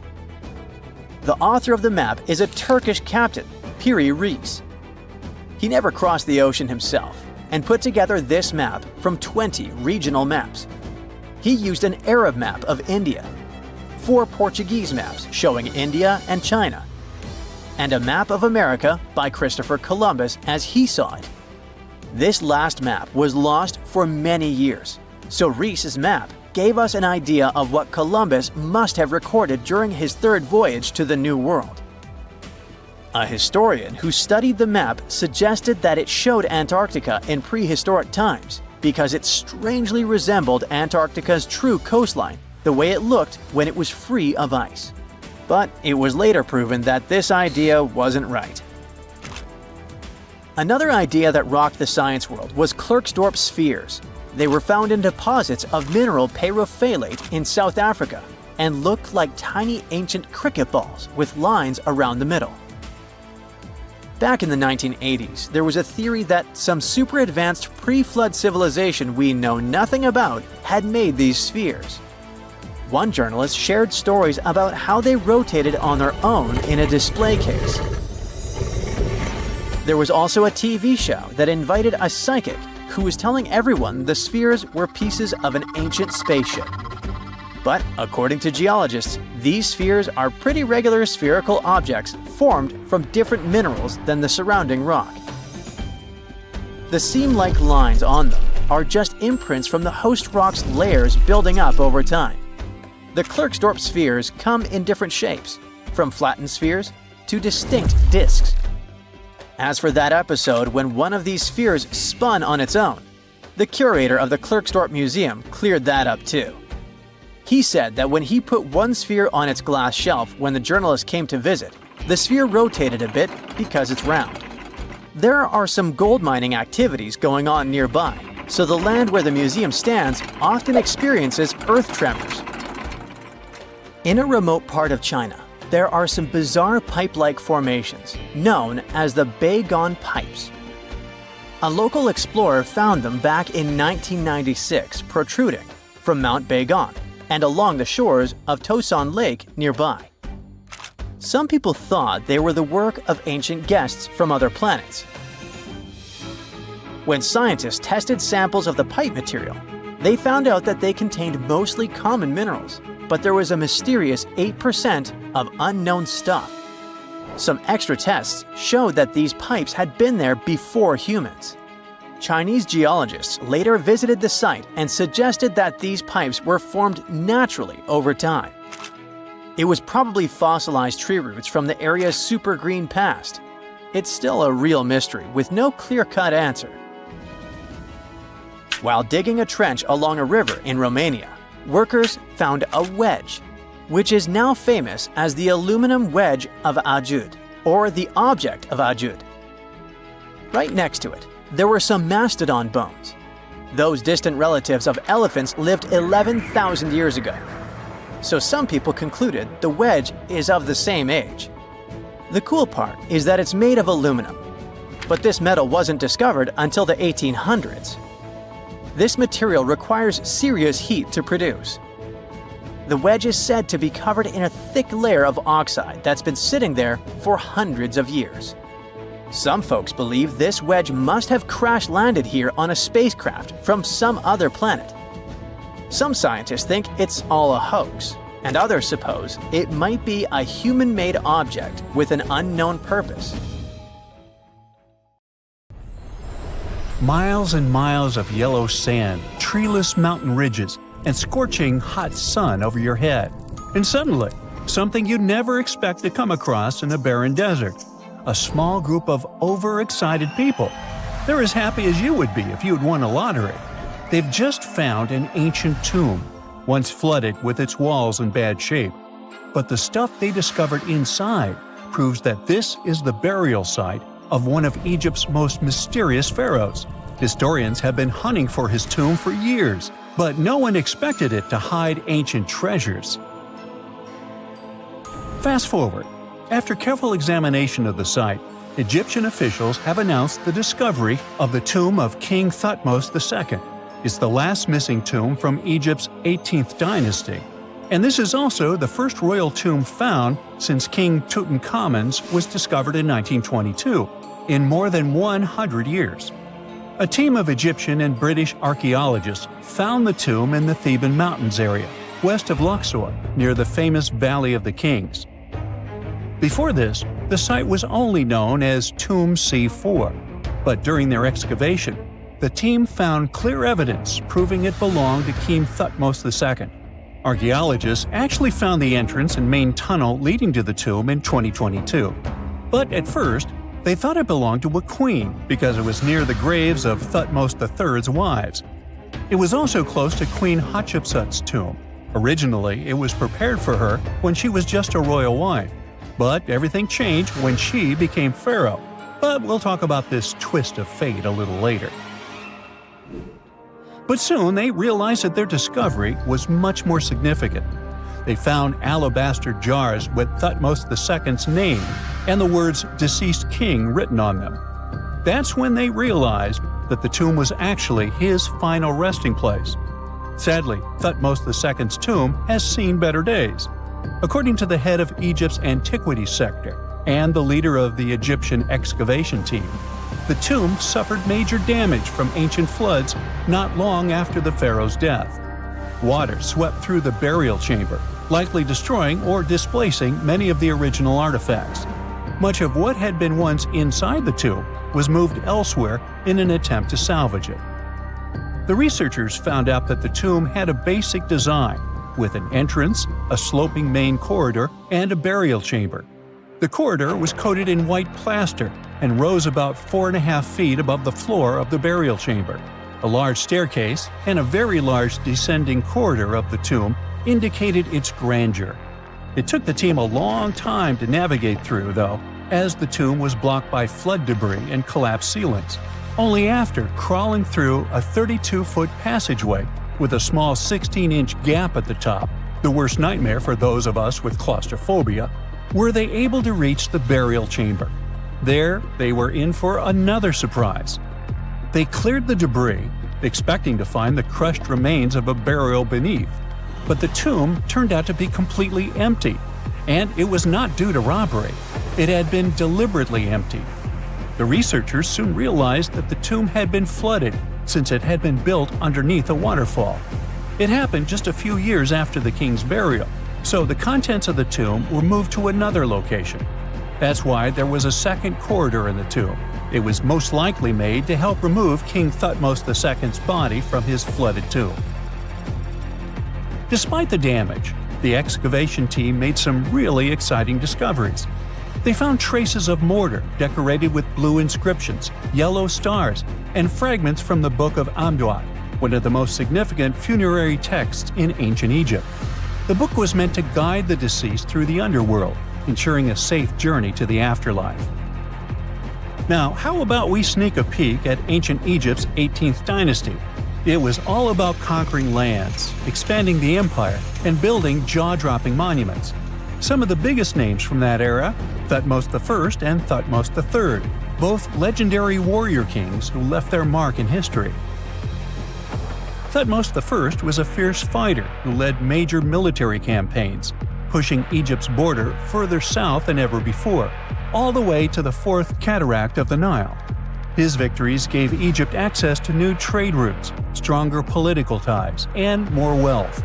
His conquests were so significant that they were recorded in the tombs of his top officials.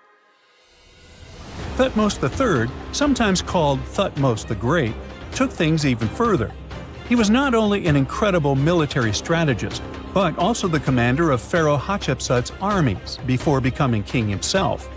He led between 17 and 20 military campaigns, winning every single one and expanding Egypt's empire to its peak. He even created the world's first navy. Thutmose III is often remembered as Egypt's greatest warrior pharaoh.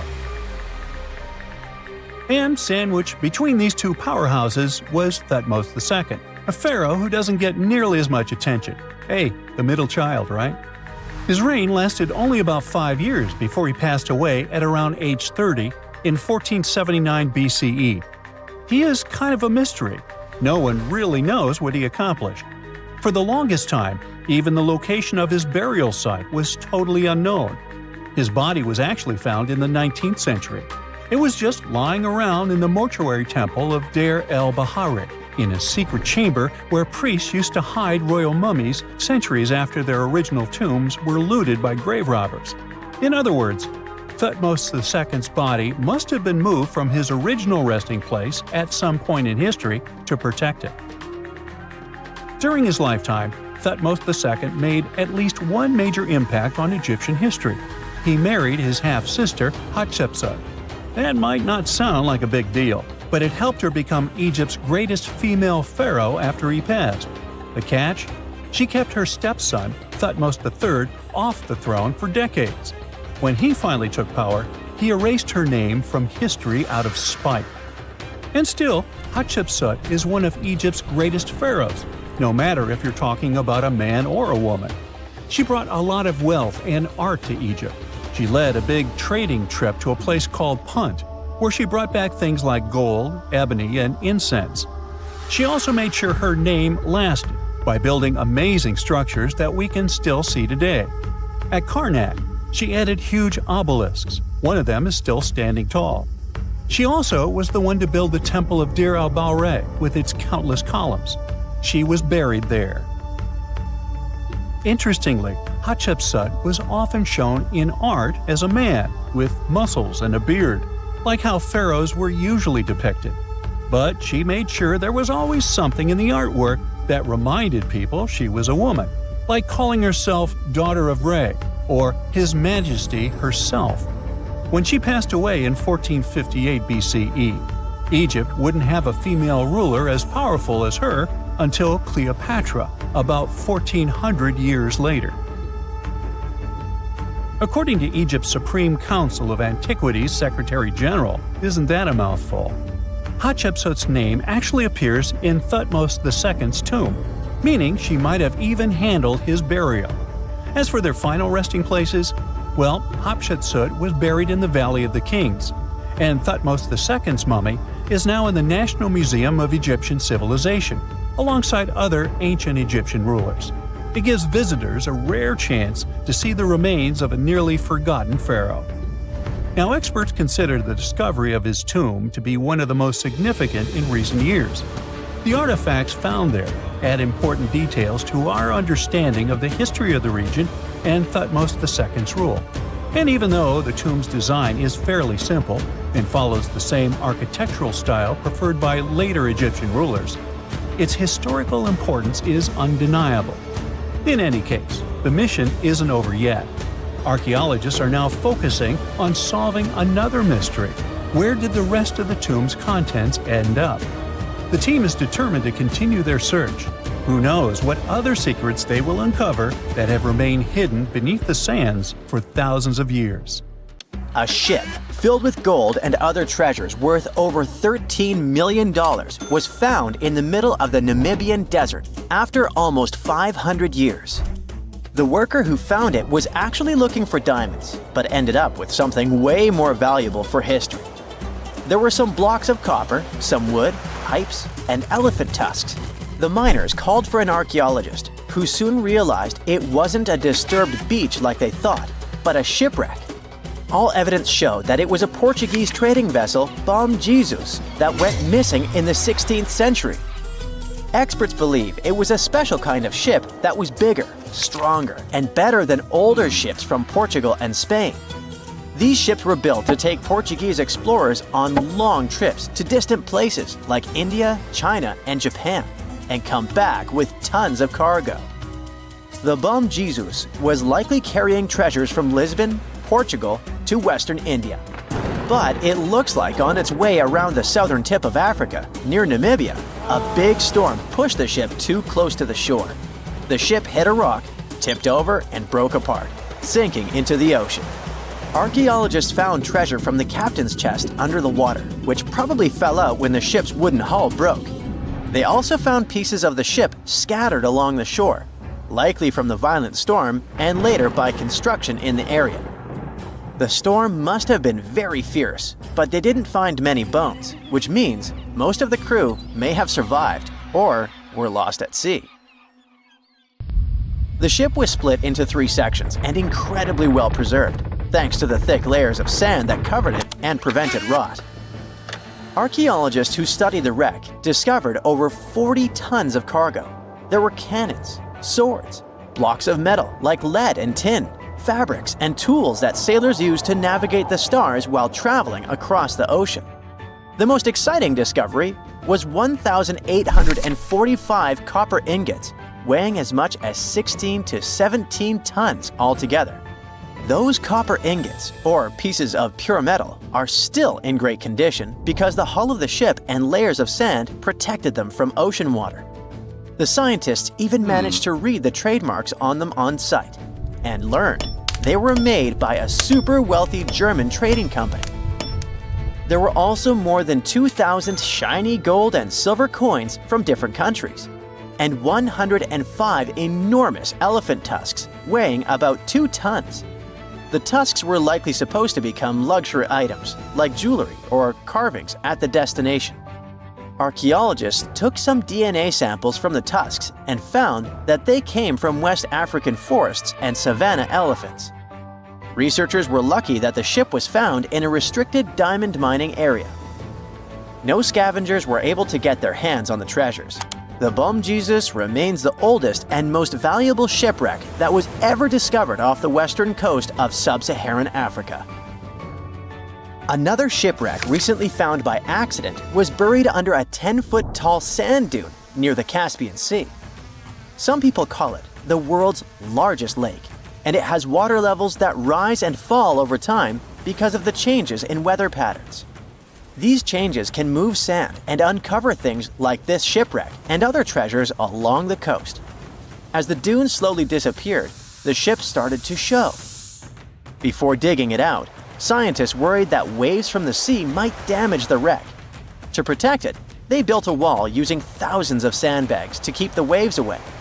When the ship was uncovered, they discovered it was a 3-masted, 92-foot-long merchant ship with a strong double hull. Wood samples showed the ship was built in the 18th to 19th century using trees like Scots pine, spruce, and larch from the Volga River area or the Caucasus. They even found buckwheat and plants from the same region, which were probably traded or used to feed the sailors. It proves that the ship was part of a group of merchant ships that once sailed the Caspian Sea. An amateur fisherman who was 20 feet under the sea off the coast of Turkey noticed some huge metal remains. He had an underwater camera, so he made footage of the discovery and took it to scientists. They immediately started an investigation and learned that it must be a shipwreck from the first decades of the 20th century. It could be one of the Ottoman Empire ships that had an important mission to deliver supplies, but disappeared without a trace. Scientists got permission to study this Black Sea wreck in detail to learn more about its mysteries. They're hoping to find its shipyard documents to find some answers, as the ship itself is in terrible condition and is tricky to work with. Robot submersibles that belong to an oil and gas company noticed hundreds of intact ancient storage jars sitting on the seabed in the eastern Mediterranean. Experts think those jars are 3,300 years old. This makes the find the oldest shipwreck from the deep sea. The jugs were probably used to store oil or other agricultural products like fruit. This proves that the people who made them organized maritime trade and had incredible navigational skills. It looks like the ancient mariners managed to traverse the Mediterranean Sea without a line of sight to any coast. All they could see was the horizon, so they must have used the sun and other stars to find their way. Off the coast of Sicily, under 20 feet of sand and rock, archaeologists found a shipwreck so old that they aren't even sure what materials were used to build it. They think the ship is from the 5th or 6th century BCE, which means it's over 2,500 years old. This ancient ship wasn't alone. Researchers also found 2 iron anchors shaped like an upside-down T from around the 7th century of the Common Era and 4 stone anchors from prehistoric times nearby. One of the stone anchors was broken and may have had wooden pieces attached to help it hold on to the seafloor. They figured out that the ship itself was built using the on-shell technique. The wooden planks of the ship were connected so tightly that they could support the ship on their own, with extra beams added just to make it stronger. Sadly, the ship's wooden hull is very fragile now because tiny sea creatures that eat wood have damaged it over the years. Scientists are being extra careful as they study it to make sure it doesn't fall apart. This discovery is such a big deal because it was built during a time when Sicily was super important for trade. Back then, the Greeks and Punics were trying to take control of the seas long before Rome became the ruler of the Mediterranean. By studying this ship, scientists hope to learn more about how people traveled and traded in those ancient times. One more shipwreck, this time off the coast of Kenya. Could be from Vasco da Gama's final voyage. This Portuguese explorer was the first European to reach India by sea around the Cape of Good Hope. Local fishermen discovered the shipwreck in question in 2013.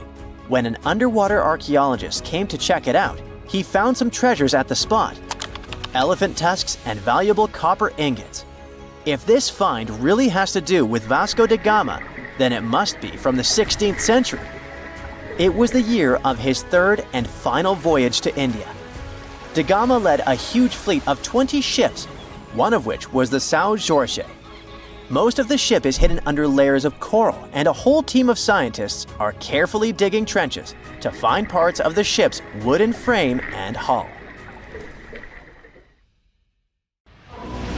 Ooh, from giant spiders to venomous snakes, we all get freaked out by Australian creatures. Yeah, me too. But newly discovered fossils show that things were way more dangerous 120 million years ago, when this land was completely ruled by massive razor-clawed megaraptors. Yeah, I'm glad I wasn't around then. These dinosaurs were about 26 feet long and walked on two legs, just like the famous T-Rex. They were fast, fierce hunters, with a superpower: their hug.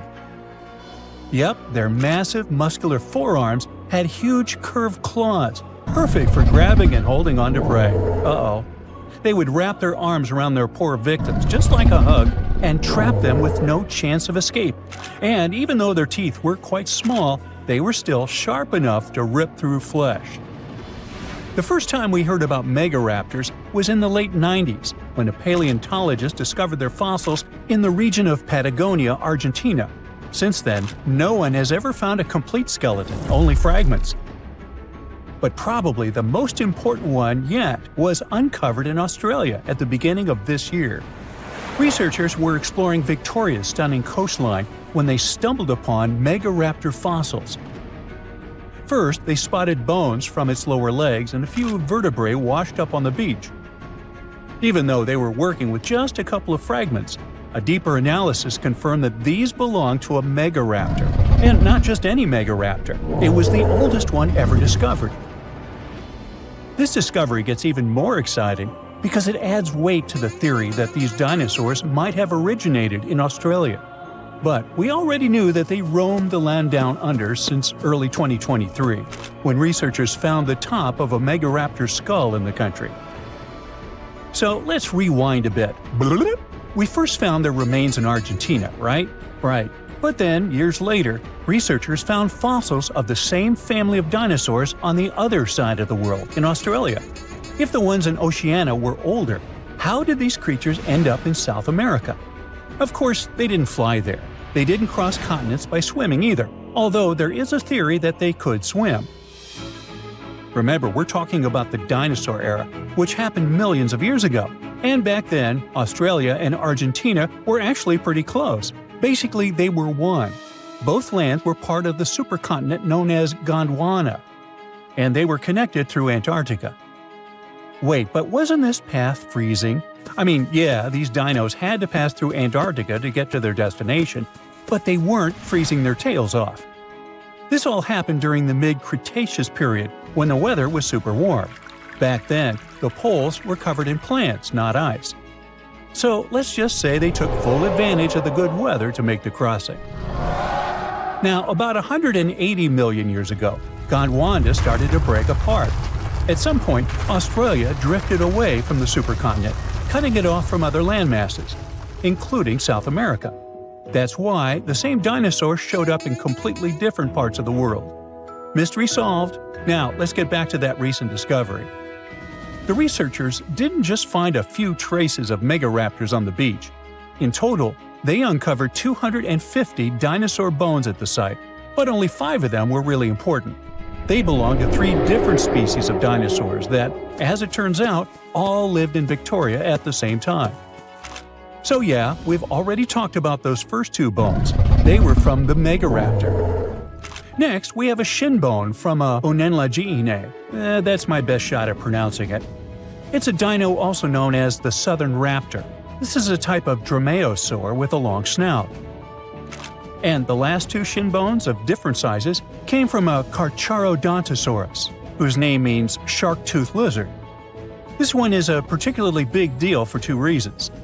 Number 1, it's the first evidence that this species lived in Australia. And number 2, it was small, and that is pretty surprising since we've always thought of this species as being massive. Fossils found in Argentina, for example, show this dinosaur reached a length of about 36 feet. But the one in Australia was much smaller, measuring only around 6 to 10 feet long. And that's still plenty big.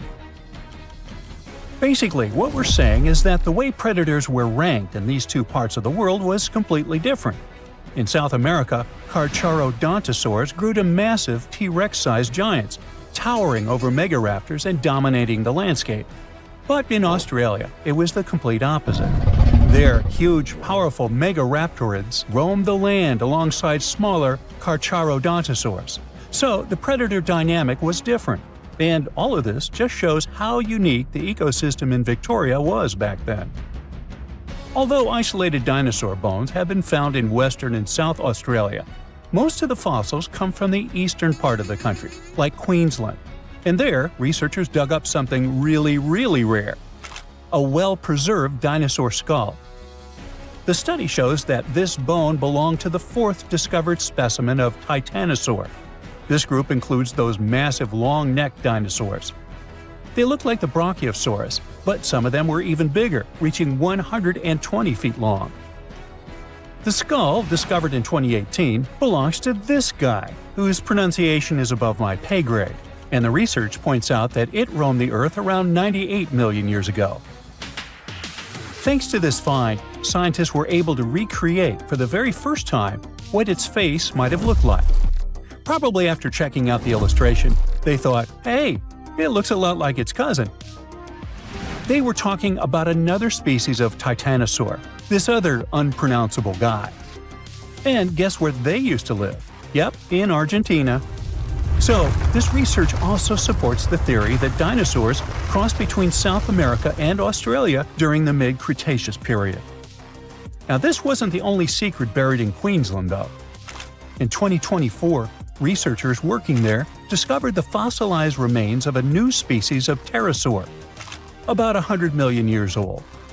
These creatures were the first vertebrates that could actually fly, existing alongside dinosaurs. They were massive, powerful predators, with wingspans of up to 36 feet. But these remains belong to a new species within the pterosaur group, which they have named Hakuna Matata, or something similar. Compared to their cousins, they were on the smaller side, with a wingspan of about 15 feet. Still, that's bigger than a snowy albatross, the largest flying bird we have today. This species of pterosaurs were terrifying beasts, flying over the ocean to hunt for prey. Once they spotted their victim, they'd snap open their 60-centimeter jaws, filled with sharp spike-like teeth, and, well, I guess there was no escaping that. The last incredible discovery we're talking about today also comes from Queensland. For over 20 years, students walked past a plain-looking rock at Biloela State High School completely unaware that it held 66 dinosaur footprints, and they date back about 200 million years. These prints were made by a group of these Latin-named guys. They were small dinosaurs with 3 toes on each foot, and it seems like they were all over Queensland around that early Jurassic period. The rock they found at the school worked like a snapshot, giving us a better idea of what these dinosaurs were like and how they behaved. After taking a closer look, researchers found that the footprints came from 47 individual dinosaurs. This group was probably walking along or maybe crossing a waterway when their footprints got marked in the white clay. And the study also discovered that they were likely moving at less than 4 miles per hour at the time. So we only discovered those marks in Australia. But fossils of the same species found in other countries show that they had these long legs, a big chunky body, short arms, and this tiny head with a beak. But honestly, they don't sound as scary when you realize they only ate plants. Whew. Stonehenge took approximately 20 million man-hours to build. For comparison, an average human doesn't live much over 700,000 hours. This is Jack, one of the first builders of Stonehenge. Let's say Jack lived to be 80 years old, which is extremely improbable, but it makes it easier for me to crunch the numbers, thanks. If Jack had spent his entire life, from age 0 to age 80, working on the Stonehenge project, it would have required approximately 28.5 generations of people doing the same thing to complete it. That's next to impossible. To make it more plausible, let's multiply that by 2. After all, Jack wouldn't want to dedicate his entire life to moving stones, and he didn't live to be that old. Thus, we arrive at around 57 generations needed to build Stonehenge. That's not enough room on the screen for me to introduce John, Jack's great-great-great-great, you get the drift, grandson. So it all began around 5,000 years ago with just a simple circular earthen bank and ditch. Fast forward to around 26,000 BCE, and the builders replaced that initial structure with a complex arrangement of wooden posts, and brought in around 80 dolerite bloom stones from Wales, which were rearranged at least 3 times. Then, a few hundred years later, they added those massive sarsen stones, each weighing around 25 tons. These enormous sandstone blocks were transported about 19 miles to create a continuous outer circle, with 5 trilithons, 2 upright stones topped with a lintel, forming a horseshoe shape inside. It was a millennium-long building process that demanded years of hard work. So, people must have lived nearby, right? But how would they have found shelter back then? Today, we have houses for builders on site, small accommodations that serve as temporary housing. But structures like this definitely didn't exist when Stonehenge was constructed, did they? Well, actually, they existed, and some recent archaeological digs near Stonehenge prove it. Archaeologists found this Stone Age eco-home, which is a huge deal since it's one of the earliest settlements in the area. This newly uncovered Mesolithic home dates back to around the year 4300 BCE. Let's take a closer look at this house, shall we? Now, for the walls, people back then used a large fallen tree, its trunk to be more precise. These wooden walls were reinforced with flint, and they even lined the pit left by the uprooted tree with cobblestones. To create the roof, they opted for animal hides, which sounds like a wise choice. They must have provided protection against the unpredictable weather of the British Isles. Now, you might be wondering, the weather in Britain is indeed unpredictable, and it has been that way since time immemorial. So, how did the builders manage throughout most of the year, particularly during the winter months? Well, the answer is simple. There was a hearth on site, which isn't surprising, but the system they employed was quite ingenious. A hearth inside the house would have posed too great a risk, yet bringing hot stones into the dwelling was perfectly safe. While they were hot, they couldn't ignite the building. So they used these stones from the hearth as a heat storage system to keep warm at night. And as a final touch, they even incorporated various stones for decoration. They didn't exactly get a Pinterest house, but it added a touch of elegance for sure. And if you think this discovery is merely about the houses, think again. It significantly changes our understanding of how people lived during that time. This discovery places them in an important prehistoric setting right at the start of the Neolithic area, sparking some interesting questions about whether these early folks could be related to the people who built Stonehenge. But there's a big worry. Experts are concerned that this significant find, along with other buried archaeological sites, could be at risk if the authorities go ahead with plans to build a tunnel to reroute the A303 away from the World Heritage Site. Sure thing, the house the scientists found wasn't in perfect shape, and it lacked some crucial elements people use for living. Some of them decayed over time, while others were simply absent. So the scientists took 20 tons of chalk, 5,000 hazel rods, and 3 tons of straw, and used all this to recreate the 4,500-year-old design houses. These new buildings are located close to Stonehenge, which is incredible since in this area, planning permission for even a new cowshed is problematic. So, what are these houses like? Well, first off, there are 4 of them, and they're oval-shaped. They're built on the foundation of real houses that stood there about 4,500 years ago, just around the time the Stonehenge Eco House was going up. The houses aren't very big, they're single-room structures. When it comes to dimensions, it was straightforward to estimate since we could gauge the size of the roof and the height of the walls based on the foundations. Each side measures about 16 feet. However, the roof structure remains a bit of a mystery. There were a few differing thatching techniques back then, so pinpointing the exact method used for these dwellings is kind of a guessing game. For now, we think it involves knotted or tied straw carefully secured onto a hazel-woven frame.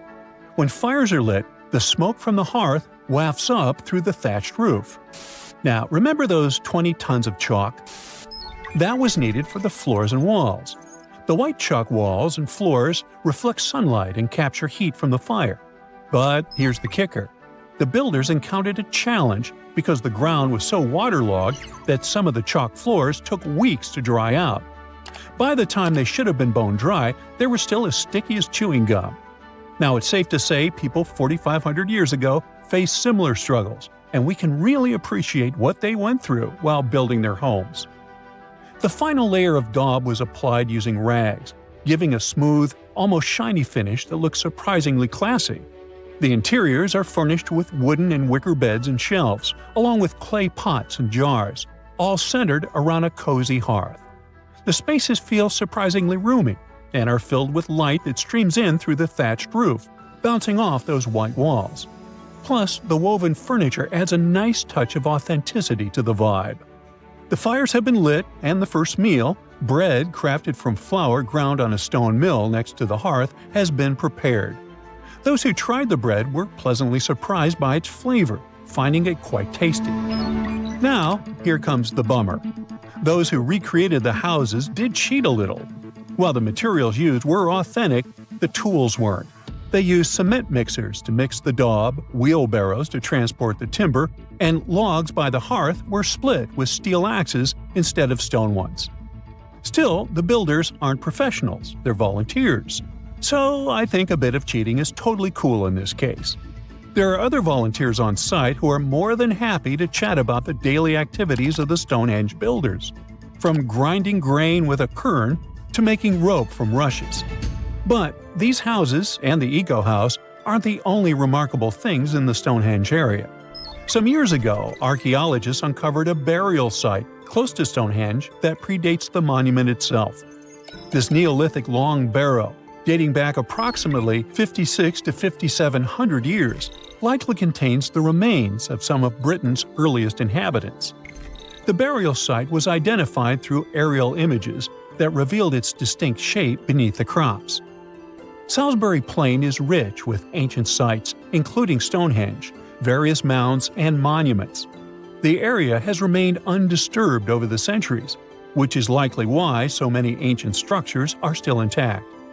This discovery also shows a significant shift in human lifestyle during that era, marking a transition from a nomadic existence to settled farming and animal husbandry, much like the Eco House itself. The long barrow in question measures about 85 feet long and 65 feet wide, though much of its above-ground structure has been lost to farming over the years. If this site is like others in the vicinity, it contains the remains of 30 to 50 individuals, along with cow skulls, which were significant to those early communities. Scientists found an entire city of Gaiangola that was hidden beneath the dense jungles of Mexico for 600 years. It covers 360 hectares, had over 1,000 buildings, 2.5 miles of defensive walls, a network of internal roads, and a well-planned urban layout with temples and ball courts, and separate neighborhoods for the elites and commoners. For centuries, people believed there was just an abandoned fortress there, based on stories passed on from generation to generation. Until recently, there was no way to see how truly huge it was without spending years on the ground. But thanks to the new technology, a remote sensing tool called LiDAR, they got a 3D model of the area in just 2 hours from a plane. Gaiangola was built between the years 1350 and 1521. It was a crucially important place for the Zapotec people, a group that had lived in the area since around 700 BCE. In Gaiangola, families lived together in homes with big patios in the middle, surrounded by rooms. When families got bigger, they built more rooms and made their homes larger. The study found that both the leaders and regular people worked together to make the city better. Because Gaiangola was surrounded by mountains, they used this land wisely and built their houses in a way that fit the slopes and let rainwater flow naturally. This helped keep their homes safe and strong. They were built so well that many of these buildings are still standing, even after hundreds of years. There are 2 pyramids in the center of the city. They may have been used as temples where the priests celebrated rites and ceremonies to their deities. The priests brought offerings to the altars, and the people assembled at the 2 squares that are now sunken. Then, there is also a palace with 64 rooms, some of them with circular columns on several sloped terraces. There are patios with many stairways all connected to each other. The sensing tool also found a round-shaped lookout point on a natural rock, where the Zapotec people could see their foes approaching from a distance. Researchers also noticed 2 circular structures that could have been used to watch the stars and measure time. They also found some tombs, so there was most definitely a city cemetery. By the end of the 1400s, the Zapotec people controlled a large territory on the Pacific coast and had successfully defended their land from the Aztecs, who were trying to take over more territory. They did the almost impossible and survived a 7-month-long siege at Gyangola. When they won this conflict and kept control of the southern part of Mesoamerica, the Zapotecs didn't need to live in Gyangola anymore. Staying in the mountains had its pros, but they needed fresh water and good farmland to grow food. The small city of Tehuantepec, just 12 miles away, had these conditions, so they moved there just before the Spanish arrived in 1521.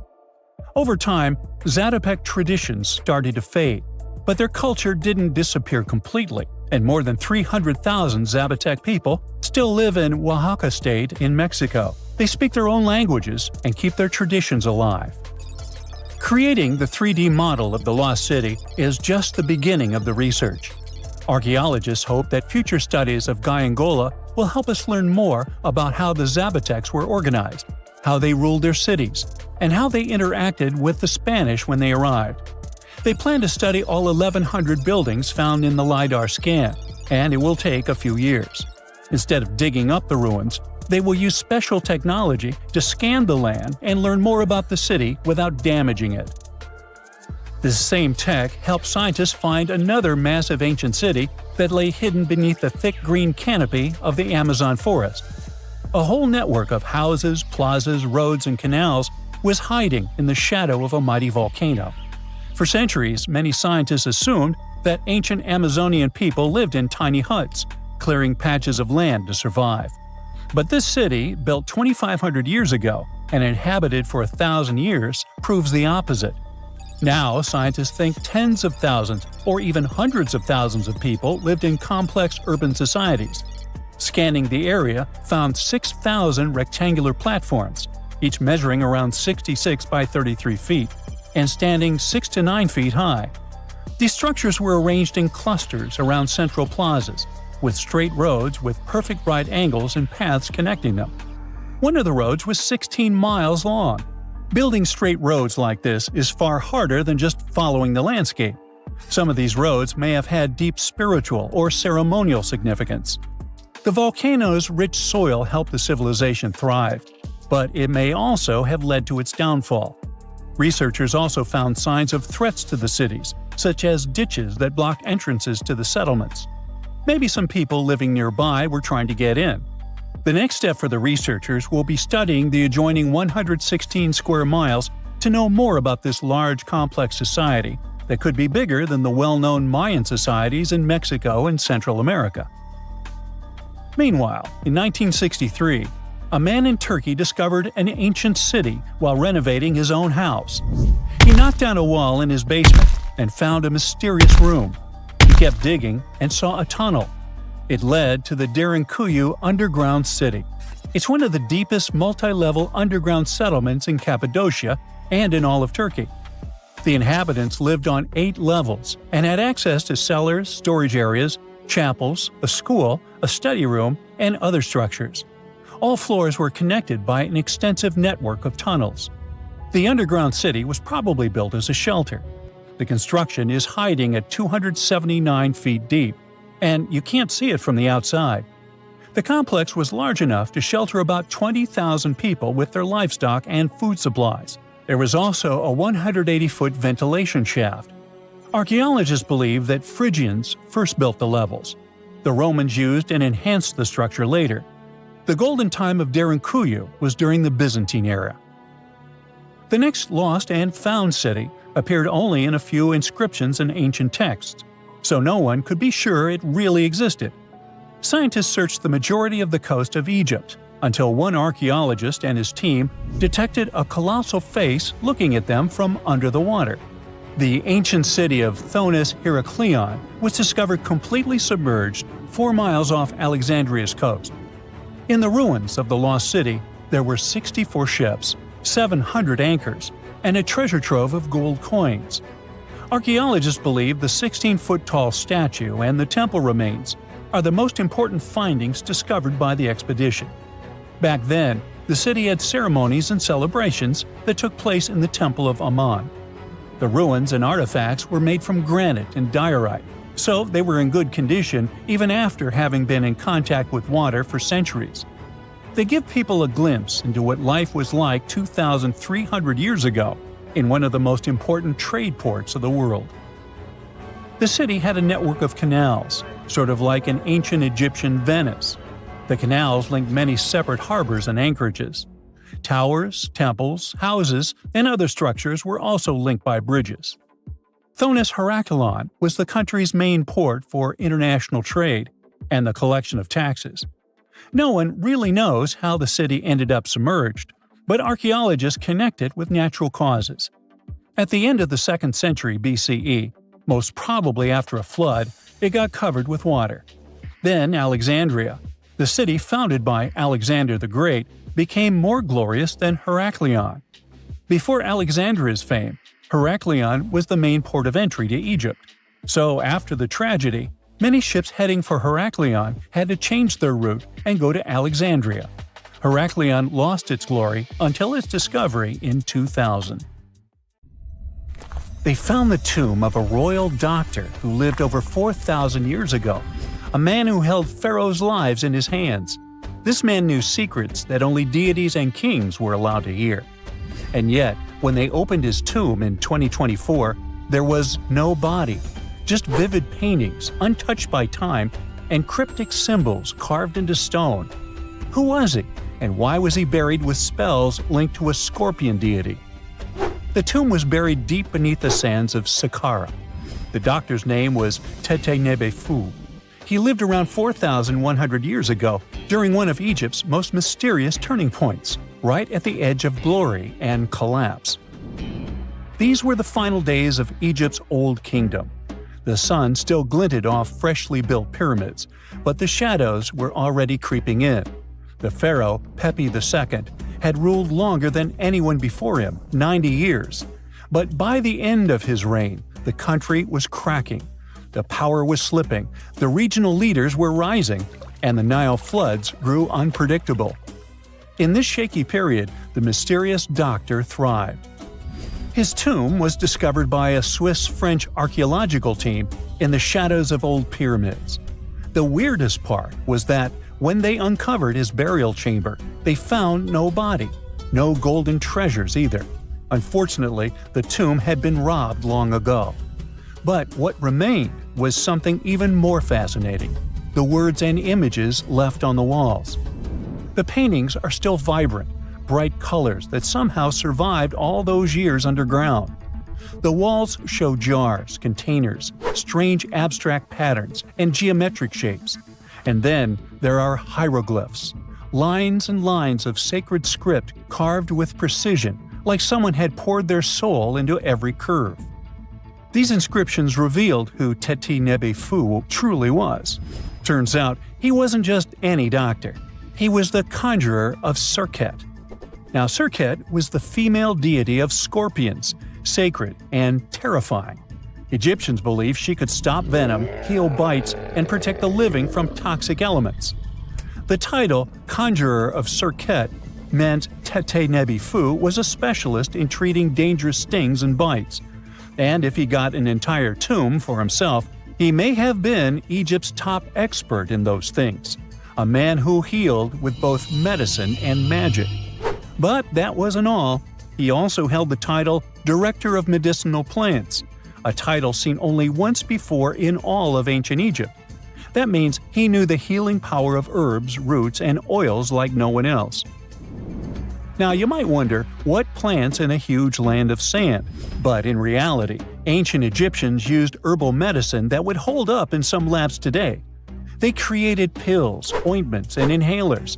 Most often, they chose some active ingredient, a flavor to make it easier to take, and something to deliver it into the body. Sound familiar? And yeah, they didn't have many traditional plants, so some of these ingredients were bizarre by our standards, like using crocodile dung and acacia mixed with honey. They even had formulas for anti-wrinkle creams.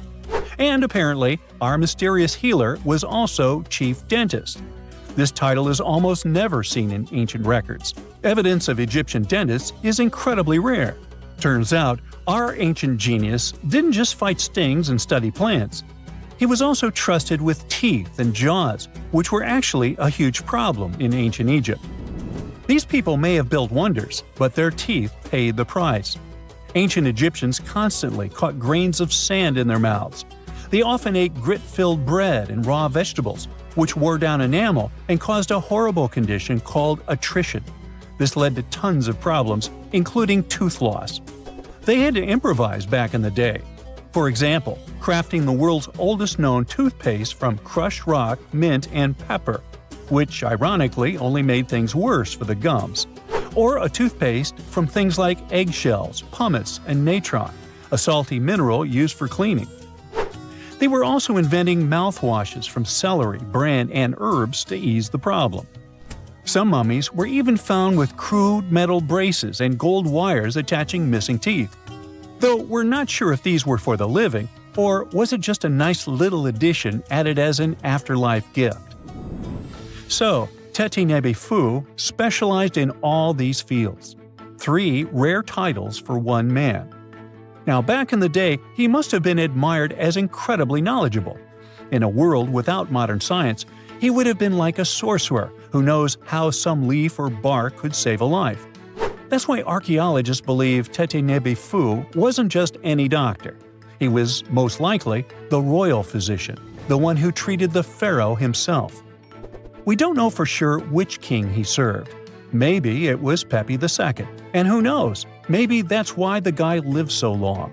But if that was the case, Teti Nebefu may have lived through the final moments of the Old Kingdom, watching the Golden Age crumble from inside the palace walls. And then he was buried. The body was looted, or perhaps just lost to time. But the team says they're still studying the tomb, still uncovering the traces of this incredible man. Overall, ancient Egyptians were practicing medicine on a crazy advanced level. Some practices feel familiar even today. They had hospitals, specialists, surgeries, and many more things, even medical schools. Both men and women were allowed to be doctors. They healed with various methods and practiced surgery with actual tools, scalpels, forceps, even sutures. Some doctors treated only the eyes, others the teeth, the stomach, or even what they called the hidden diseases. They knew how to clean and dress wounds, could set broken bones using splints made of wood or reeds wrapped in linen, and even prevented infections.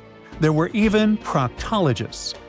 They also built the first prosthetics, like a wooden toe with leather straps that help people walk normally again.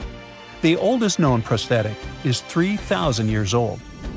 Now, the most shocking part is how they actually even tried to remove tumors.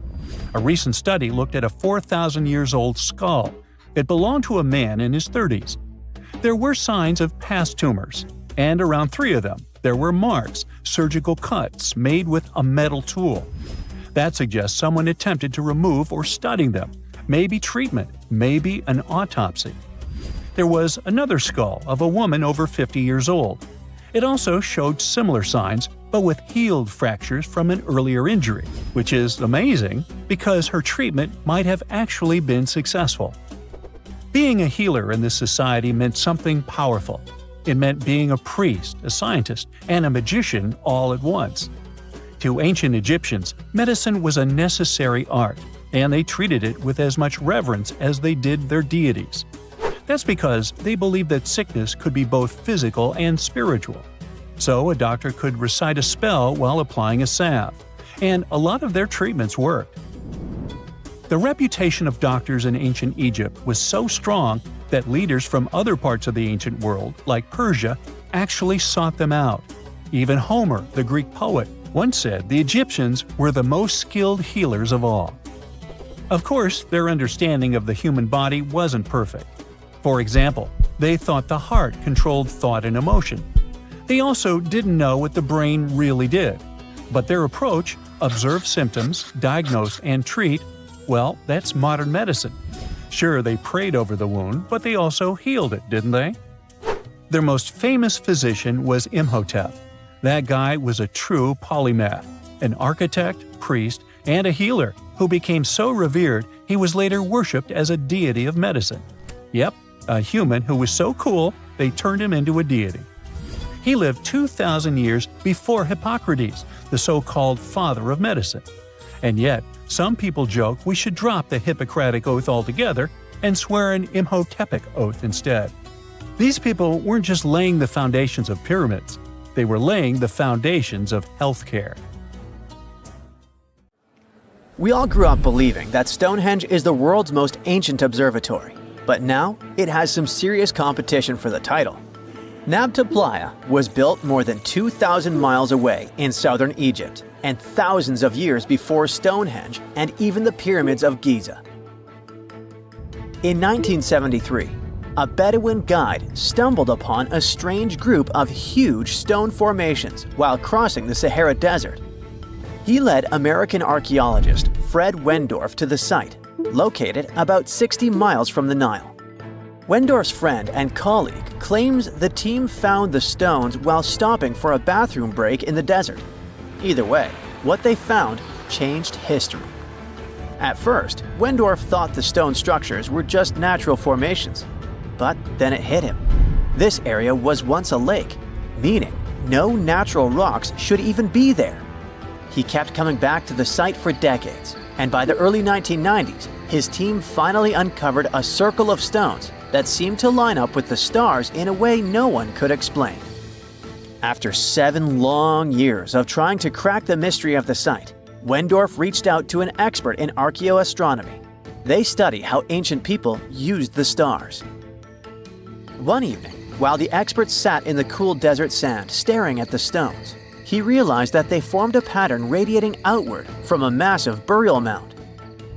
One by one, as they dug into the sediment, the buried megaliths started lining up like spokes on a wheel. The team had already used radiocarbon dating to test samples from fire hearths and tamarisk wood roofing found inside the stone circle. Nabta Playa had dozens of standing stones, all a few feet tall. Some of them lined up exactly with the sunrise on special days, and others matched up with bright stars in the sky. Inside the big circle, there were 6 special stones that may have been used for rituals or marking important times of the year. Around them, 29 standing stones might have worked like a simple calendar to help people know when it was time for something important, like the summer solstice, the longest day of the year.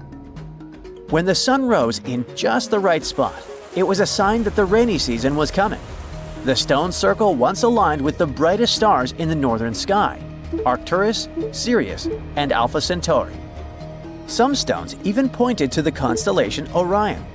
By tracing Arcturus's movement across the sky, they figured out that it matched perfectly with the circle around 4800 BCE. That means it was the oldest astronomical site ever discovered. And the people of Nabta Playa may have been watching the stars thousands of years before telescopes were even invented. It looks like it had a huge meaning for people living and traveling through the desert. Over 10,000 years ago, the long, cold, and dry ice age that lasted for tens of thousands of years was finally fading away. Northern Africa got massive monsoons and rains that filled up seasonal lakes. So, parts of the desert turned into short-lived oases. For the nomadic people who roamed this harsh land, these summer rains were everything. Their entire way of life revolved around cattle. When archaeologists opened the central tomb at Nabta Playa, they dug up cattle bones and even a massive rock carved into the shape of a cow. The people who built it used the stars to guide them and find hidden watering holes like Nabta Playa, which likely held water for about 4 months a year, starting with the summer monsoons. But there was no North Star back then, so instead they navigated using bright stars and the way the sky seemed to spin in circles above them. When the lakes were full, the standing stones would be partly submerged, and from the western shore, you would see the reflection of the stars on the dark water. Nabta Playa is way less famous than Stonehenge, perhaps because its stones were buried and the famous site in England was open to visitors for thousands of years. Sadly, when Nabta Playa did become famous, some tourists ruined parts of it by moving stones around, which messed up the ancient star alignments. To protect it, the authorities moved everything to a museum where people can see the stones and the carved cow statue without damaging them. The Egyptian Observatory isn't the only construction similar to Stonehenge. It has versions that were used for different purposes, from Germany and France to the US and the Andes in northern Peru. This last one is actually one of the oldest big structures ever built in this region. The circular plaza is made of two giant stone walls arranged in a ring. It was likely used for ceremonies and gatherings. Scientists have carbon dated it to be about 4,750 years old, which means it was built before the Great Pyramids of Egypt and Stonehenge. The plaza had two entrances and a special layer of clay, soil, gravel, and charcoal underneath. It was carefully planned and built. Archaeologists also found ceramic pieces, quartz crystals, and gemstones at the site, so it was definitely a special place. People visited it for centuries, but at some point it was sealed off, probably because of changing beliefs and traditions. The most recent discovery was the remains of a large timber circle roughly the same age and with parallels to Stonehenge, all the way up in Denmark. This open-air structure was likely part of a special area where prehistoric people from the late Neolithic and early Bronze Age gathered for rituals and ceremonies. The circle was made up of 45 giant wooden posts, forming a huge ring about 100 feet wide. The wood is gone now, but scientists believe tall timbers once stood in the holes and created an impressive wood henge. No one knows exactly what these circles were used for, but archaeologists have found animal bones and food remains at similar sites. So people probably used to gather there for feasts and rituals. In 2024, scientists found two ancient stone circles from the Neolithic period in Dartmoor National Park in England. Some archaeologists believe they might form a sacred ark. Many of Dartmoor's stone structures were built in a curved shape on the high ground in the center of the area. A long time ago, Dartmoor was covered in forests, so people may have used the high ground as important markers. One of the newly found circles fits inside this ark, but the other one is outside of it, to the north. This could have been an entrance point into the ark. There's also a raised bank of earth near the stones, which looks similar to other famous Neolithic sites, like the Ring of Brodgar in Scotland and Stonehenge itself. This means the people who built these circles may have visited Stonehenge or been inspired by it. Archaeologists in Oman found ancient stone monuments called tralith, which got the nickname Arabian Stonehenge. They were finished about 2,000 years ago, but no one knows for sure who built them or why. Scientists also found stone hand axes that are incredibly old, between 300,000 and 1.3 million years old, from the time when the first humans left Africa. At another site in central Oman, archaeologists discovered a Neolithic tomb from around 5,000 to 4,600 BCE. There are two chambers with the bones of dozens of people inside beneath a giant megalithic structure. Nearby, they also discovered rock carvings that were made by people who lived in the area. And then there is another Stonehenge look-alike, this time in Saudi Arabia, that was used as an apartment complex thousands of years ago. Archaeologists discovered a total of 345 stone circles by looking at aerial photos of a lava field. Each circle is between 13 to 26 feet and has at least one large standing stone in the middle. These structures still have remains of stone walls and doorways. Stone circles like Stonehenge are often linked to ceremonies and rituals, but scientists say that many early houses were actually built in round shapes, and rectangular homes only became common much later in history. Let's do a thought experiment together, shall we? Now imagine you're climbing the Himalayas. However, you're lost. Where you are seems to be an isolated valley. You used all your food and water source and don't know which way to go. You're so out of energy that you don't even know if you'll be able to get back home. Suddenly, in the distance, you see a sage-looking man walking towards you. However, you can't help but to close your eyes as you are defeated by fatigue. You open your eyes to a totally new place. The sage is sitting right next to you. He says, "Hello, traveler. and welcome to the land of immortals. That sounds like the beginning of an Indiana Jones movie, right? But what if I told you that such a place actually is said to exist, according to some legends, beliefs, and ancient texts? Indian Tibetan texts mention a place called Gyanggaj, also known as Shambhala or Shangri-La, depending on different cultures. This legendary city is the home of immortal beings and is a land of spiritual enlightenment. Take one of its names, Shambhala, for example. It literally means the source of happiness in the Sanskrit language. So, accordingly, you would expect this celestial kingdom to be surrounded by all things of great beauty and wonder, with gardens and other mighty and majestic structures. The ancient beliefs and myths state that when you enter Gyanggaj, you will immediately be reminded of the structure of a lotus flower with 8 petals. The place is surrounded by mountains covered with snow.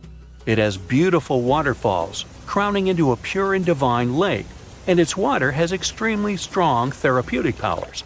The whole place is illuminated by milky white light at all times, and this is neither due to the sun nor the moon. There are also phosphoric plants that can give desired light on voice commands. 100 types of other delightful flowers keep blooming all year round in its gardens, in addition to countless trees where delicious fruits grow. But one tree is known to be the most special one, and that is the tree of immortality, or the tree of life.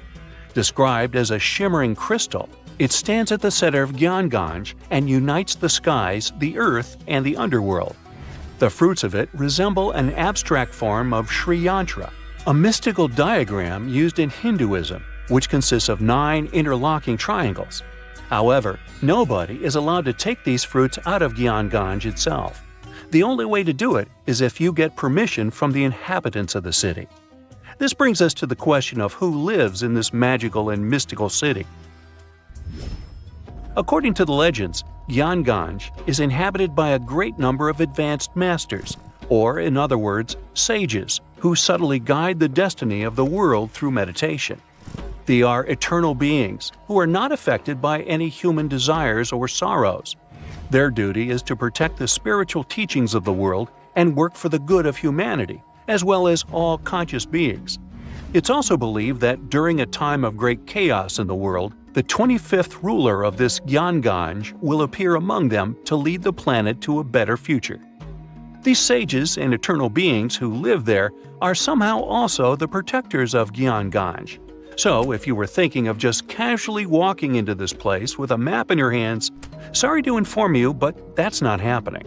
First of all, no one really knows where exactly Gyanggaj is. Some people believe it's in a remote valley in the Himalayas. Some claim it's in a hidden cave. There are also people who think it's on a mountain range, and others suspect it's on a secluded plateau. So, the location of the city is a mystery and seems like it will stay that way, since it is also said that the immortal sages who live in Gyanggaj camouflage the valley from humans by creating some kind of an energy field. So, Google Maps can't help you with it either. That's why some even suggest, including the Dalai Lama, that it exists in a different plane of reality altogether. In some of the ancient texts, there are actually a few instructions on how to access Gyanggaj. However, the directions are said to be incomprehensible, the way I get sometimes. But let's pretend for a second that you did crack the instructions, and the immortal beings living there were willing to grant you entrance. Unfortunately, you still might not be able to enter this cosmic city, and here's why. It is believed that only enlightened masters or sages who have a certain karmic connection with it will be able to reach there. So, what do the eternal beings of such a magical place do there? Remember, they have all the time in their hands. The ancient texts state that Gyanggaj has a center and 16 areas that are all meant for 16 different sciences to be studied. These include solar sciences, universal planetary sciences, sciences related to time, the science of air, the science related to the sun and the moon, the science related to space, the science related to gravitational forces, and so on. What they all have in common is that to be able to learn them, you first need to have a very high understanding of energy. The level of courses that are studied is extremely advanced, and these teachings are still unknown even in these modern times.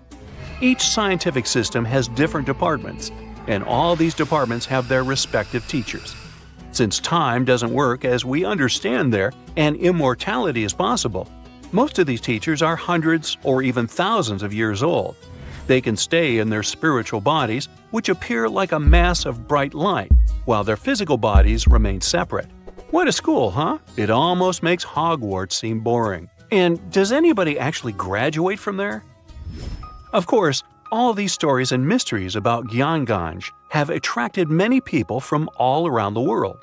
Countless attempts to find this land of immortality and spiritual awakening have been made by mountaineers and trekkers, including President Franklin Roosevelt himself. But as you might have guessed, they led to nothing.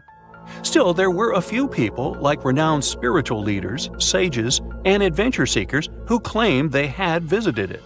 One of them was Sri Gopinath Kaviraj, a celebrated scholar, who was the first person in modern times to have allegedly found the place. After his supposed visit to Gyanganj, he wrote a book about it and made the place popular in modern culture. Upon reading his book, many other enthusiastic foreign scholars rushed into Tibet to learn more about it, as well as try to find it. Another person who claimed to have been there was a mountaineer who got lost in the Himalayas. According to his story, after getting lost, he was feeling hungry, so he accidentally consumed poisoned mushrooms. Feeling completely disoriented by them, he stumbled upon a mountain with a gap, which was covered by fog. Then he fell inside. After getting back up to his feet, he realized that he was surrounded by people dressed in strange clothes who tended to his wounds. After he was fully healed, they escorted him out of the city. Then there was the spiritual leader, Guru Saikaka, who revealed to the world about his not one, but many visits to Gyanganj. As per his narration, he claimed to go there, seeking spiritual and immortal teachings. He stated that a sage escorted him into the city every time he visited the place. In his stories, he also pointed out that the kingdom exists in a higher dimension.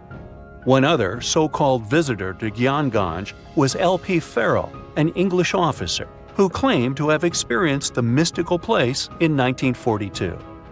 Even if all these stories and descriptions about Gyanganj are able to give us a vivid picture, it can still be hard for many to keep an open mind about its existence. Yet again, it's not hard to admit that even the idea of such a place, where immortality is possible and truly moral beings are working to protect humanity, is comforting, mind-blowing, and fascinating.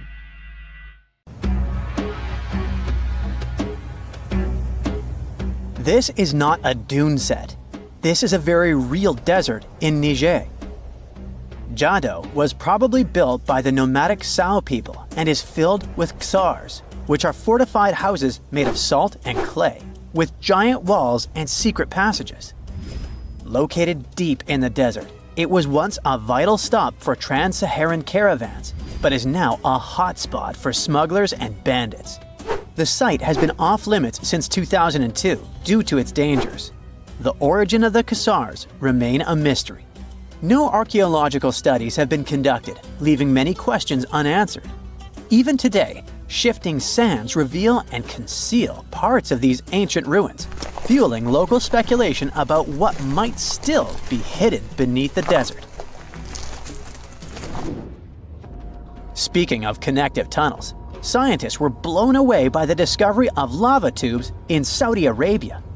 These underground passages form when molten lava cools down. Researchers believe that ancient nomadic groups may have utilized these tunnels to survive the super harsh desert climates. While excavating the tunnels, archaeologists uncovered artifacts, rock art, and skeletal remains. The art and animal bones show that the people who used the tunnels were probably sheep and goat herders. They're still piecing together whether these groups lived in the tunnels for extended periods or just used them as temporary shelters. The Great Pyramid of Giza has been standing for thousands of years, but it's still hiding secrets. Using special scanning technology, scientists found two hidden structures under an ancient burial ground.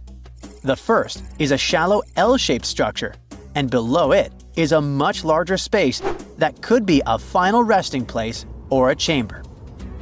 The smaller structure was filled with sand on purpose, while the deeper one might be an empty chamber.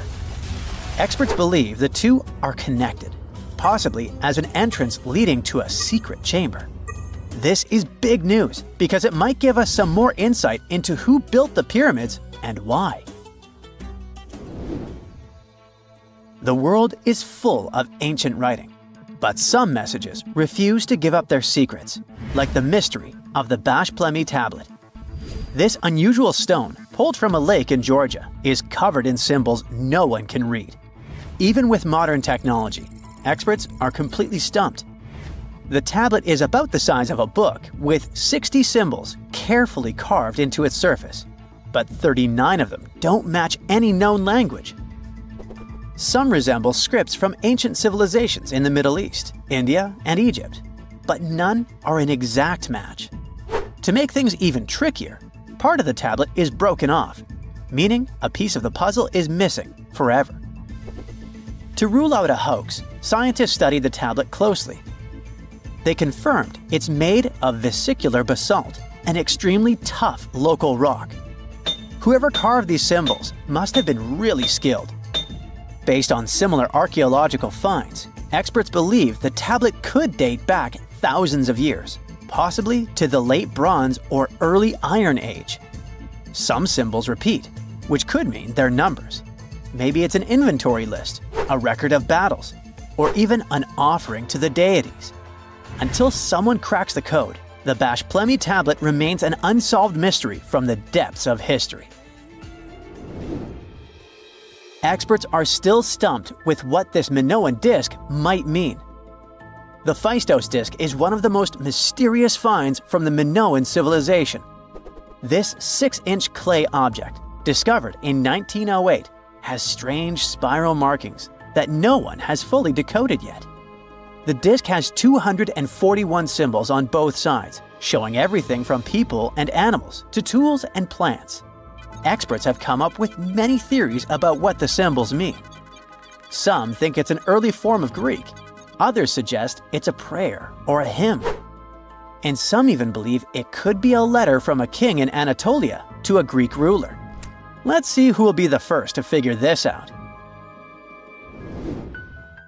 It's always a fun day at an archaeologist's office when they find something as big as a 2,000-year-old marble head.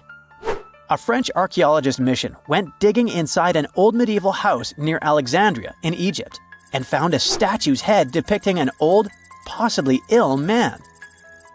This statue dates from the last Egyptian dynasty before it became part of the Roman Empire, and the site where it was found is associated with the likes of Cleopatra and Mark Antony. For archaeologists, even the smallest finds at this site means a lot. You've heard of Lucy, right? The Australopithecus that was an early ancestor for us humans. Well, scientists found some of her species' footprints somewhere in Tanzania. The so-called Laetoli footprints are over 3 million years old. The trail stretched 88 feet and has about 70 footprints, left behind when a bunch of early humans walked across some wet volcanic ash. What's cool is that these early humans were already walking on 2 feet, like us, not all hunched over like apes. The close spacing of the prints shows they probably had short legs and a shorter stride than we do today. In an ancient Egyptian temple, archaeologists uncovered a shrine unlike any other, a place dedicated to falcons and 2 mysterious deities. One deity had a falcon's head, while the other wore a crown with a sun disk and cow horns.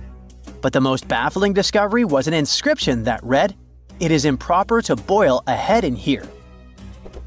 At the heart of the shrine, there are 15 headless falcons carefully arranged on a pedestal, likely as offerings to the falcon-headed deity.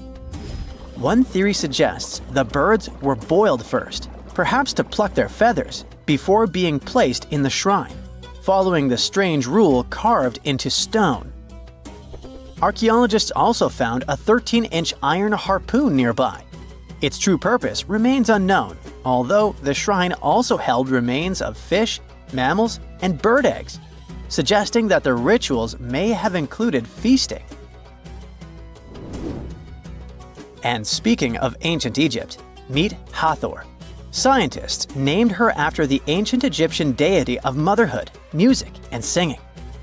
This wooden statue, housed at the Metropolitan Museum of Art, was thought to be just a beautiful artifact, until a surprising secret was uncovered.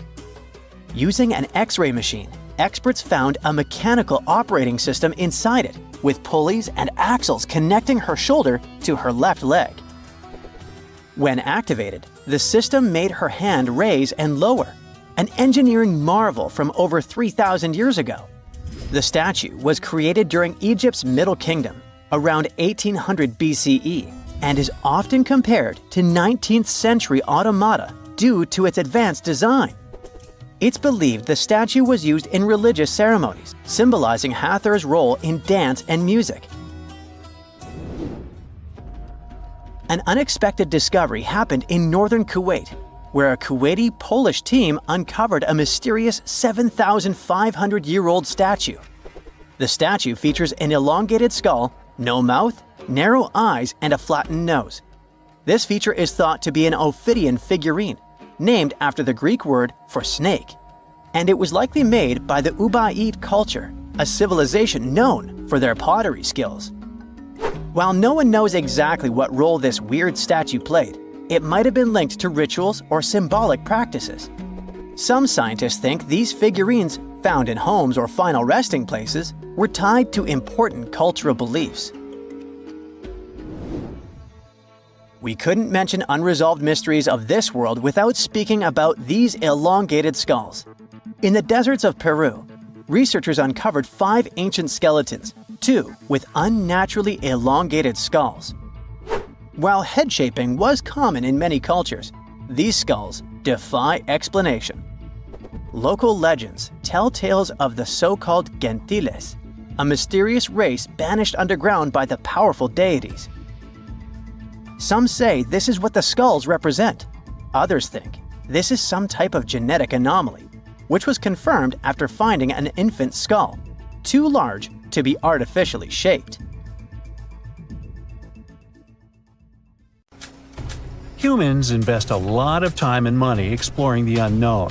First outer space, then the ocean floor. But there's another frontier we're trying to conquer. Scientists call it the deep frontier. I'm talking about how far down to the Earth's core we've made it so far. During the 60s, humans tried digging the deepest man-made hole on Earth. This took us deep into the Arctic Circle. What later became known as the super deep borehole is also the deepest artificial point on Earth, reaching the depth of 40,230 feet. It took 20 years to drill this far into the Earth's crust, and researchers say this is only about 1/3 of the way through to the mantle. Here's a quick anatomy of our planet. If the Earth is like an onion, the crust is like the thick skin of this onion. This part is only 25 miles thick. Beyond this is the 1,800-mile deep mantle. And after that, right at the center of the Earth is the core, which is made up of 2 layers, inner and outer. Now, can you guess where on the planet the crust is at its thinnest? On the ocean floor. When American scientists understood that, they started drilling holes on the seabed. This gave way to Project Mohole. It began in 1961, but their technology to drill deep holes on the ocean was really bad. They had to improvise. They installed a system of propellers along the sides of their drill ship to keep it steady over the hole. The main challenge was to drill as vertically as possible. Otherwise, that deep hole would look more like a deep maze. Both the Kola Super Deep Borehole project and the Project Mohole came to an official stop in the years that followed. But hey, humans have built some pretty deep stuff underground. In 1963, a Turkish man took a swing with his sledgehammer to improve his basement and discovered a tunnel. That tunnel entrance led to more openings that connected a multitude of halls and chambers. He didn't know it, but he had discovered Deringoyu, This once lost city was up to 18 stories tall and 200 feet deep. The city was large enough to host 20,000 people, and it was simply standing beneath Cappadocia in Turkey the whole time. Cappadocia hosts hundreds of subterranean dwellings. 40 of these underground cities are at least 2 stories high, but none of them are as huge as Deringoyu. There's not a lot of historical accounts of how Deringoyu was born. Some speculate that the oldest part of the complex was dug about 2000 BCE by the Hittites. The Hittites were an Indo-European civilization who formed one of the first major civilizations of the Bronze Age in West Asia. Scholars think they built this underground city to protect themselves from invasion. Others think it was actually the Christians who built the city in the 1st century CE. They speculate that it could have been constructed to protect people from the intense temperature variations, extreme heat in summer and freezing cold in winter. Geographically, the terrain under Cappadocia is great for building. The rocks are soft, which makes tunneling easier. For that same reason, opening large caves underground is fragile. That's why most chambers have pillars that support them. On the bright side, and we are, none of the floors at Deringoyu have ever collapsed. The builders of Deringoyu thought of everything. The city was shut off from the world by huge rocks that hid its entrance. It was ventilated by a total of more than 15,000 shafts, around 10 centimeters wide.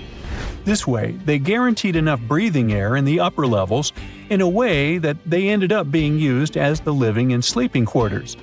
The lower levels of this impressive maze were mainly used for storage. But honestly, they had it all: a room for a wine press, for domestic animals, small religious buildings.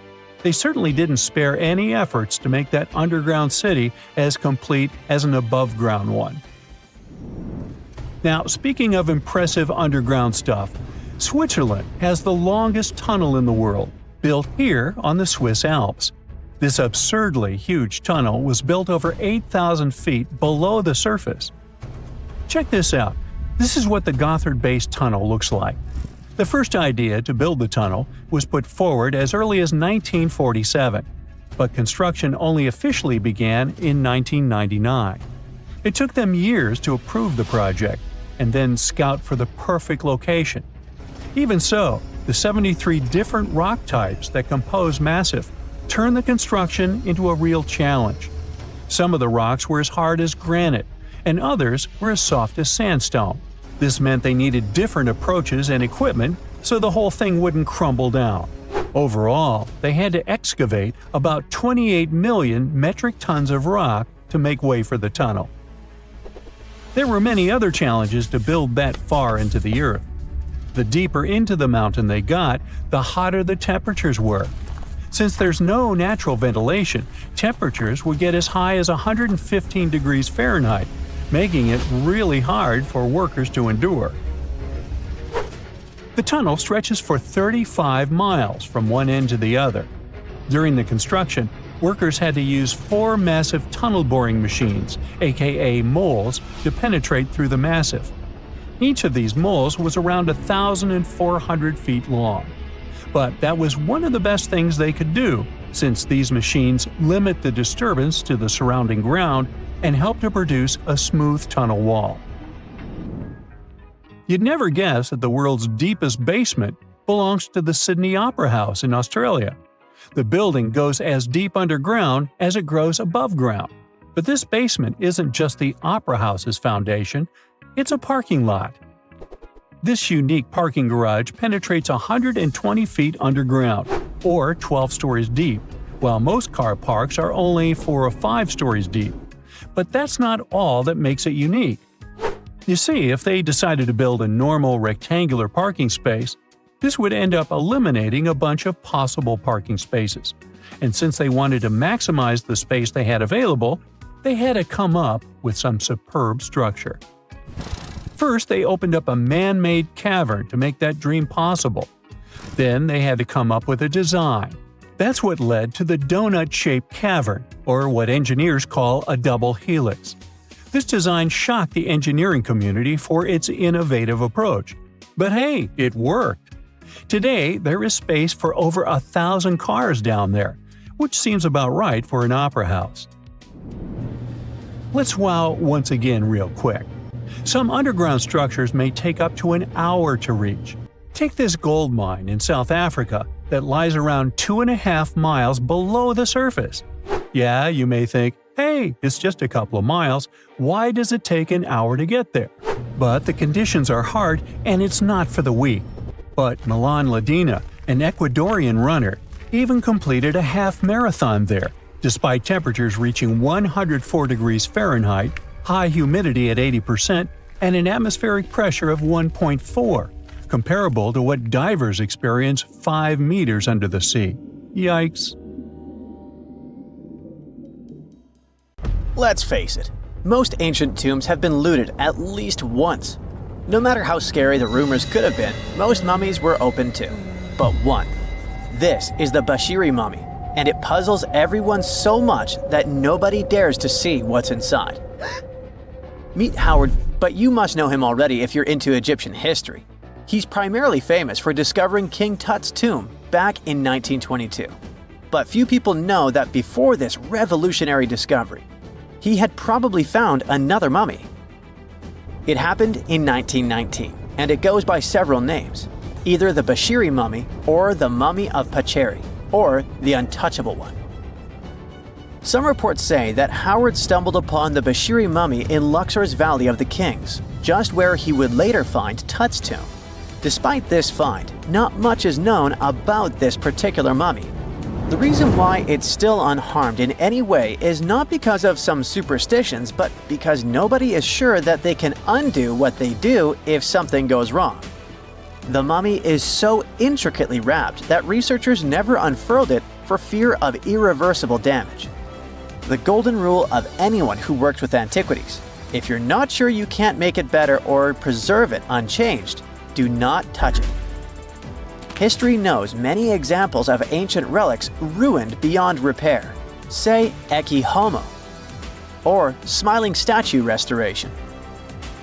The delicate fabric that covers the mummy's face has this cool design that kind of looks like a pyramid.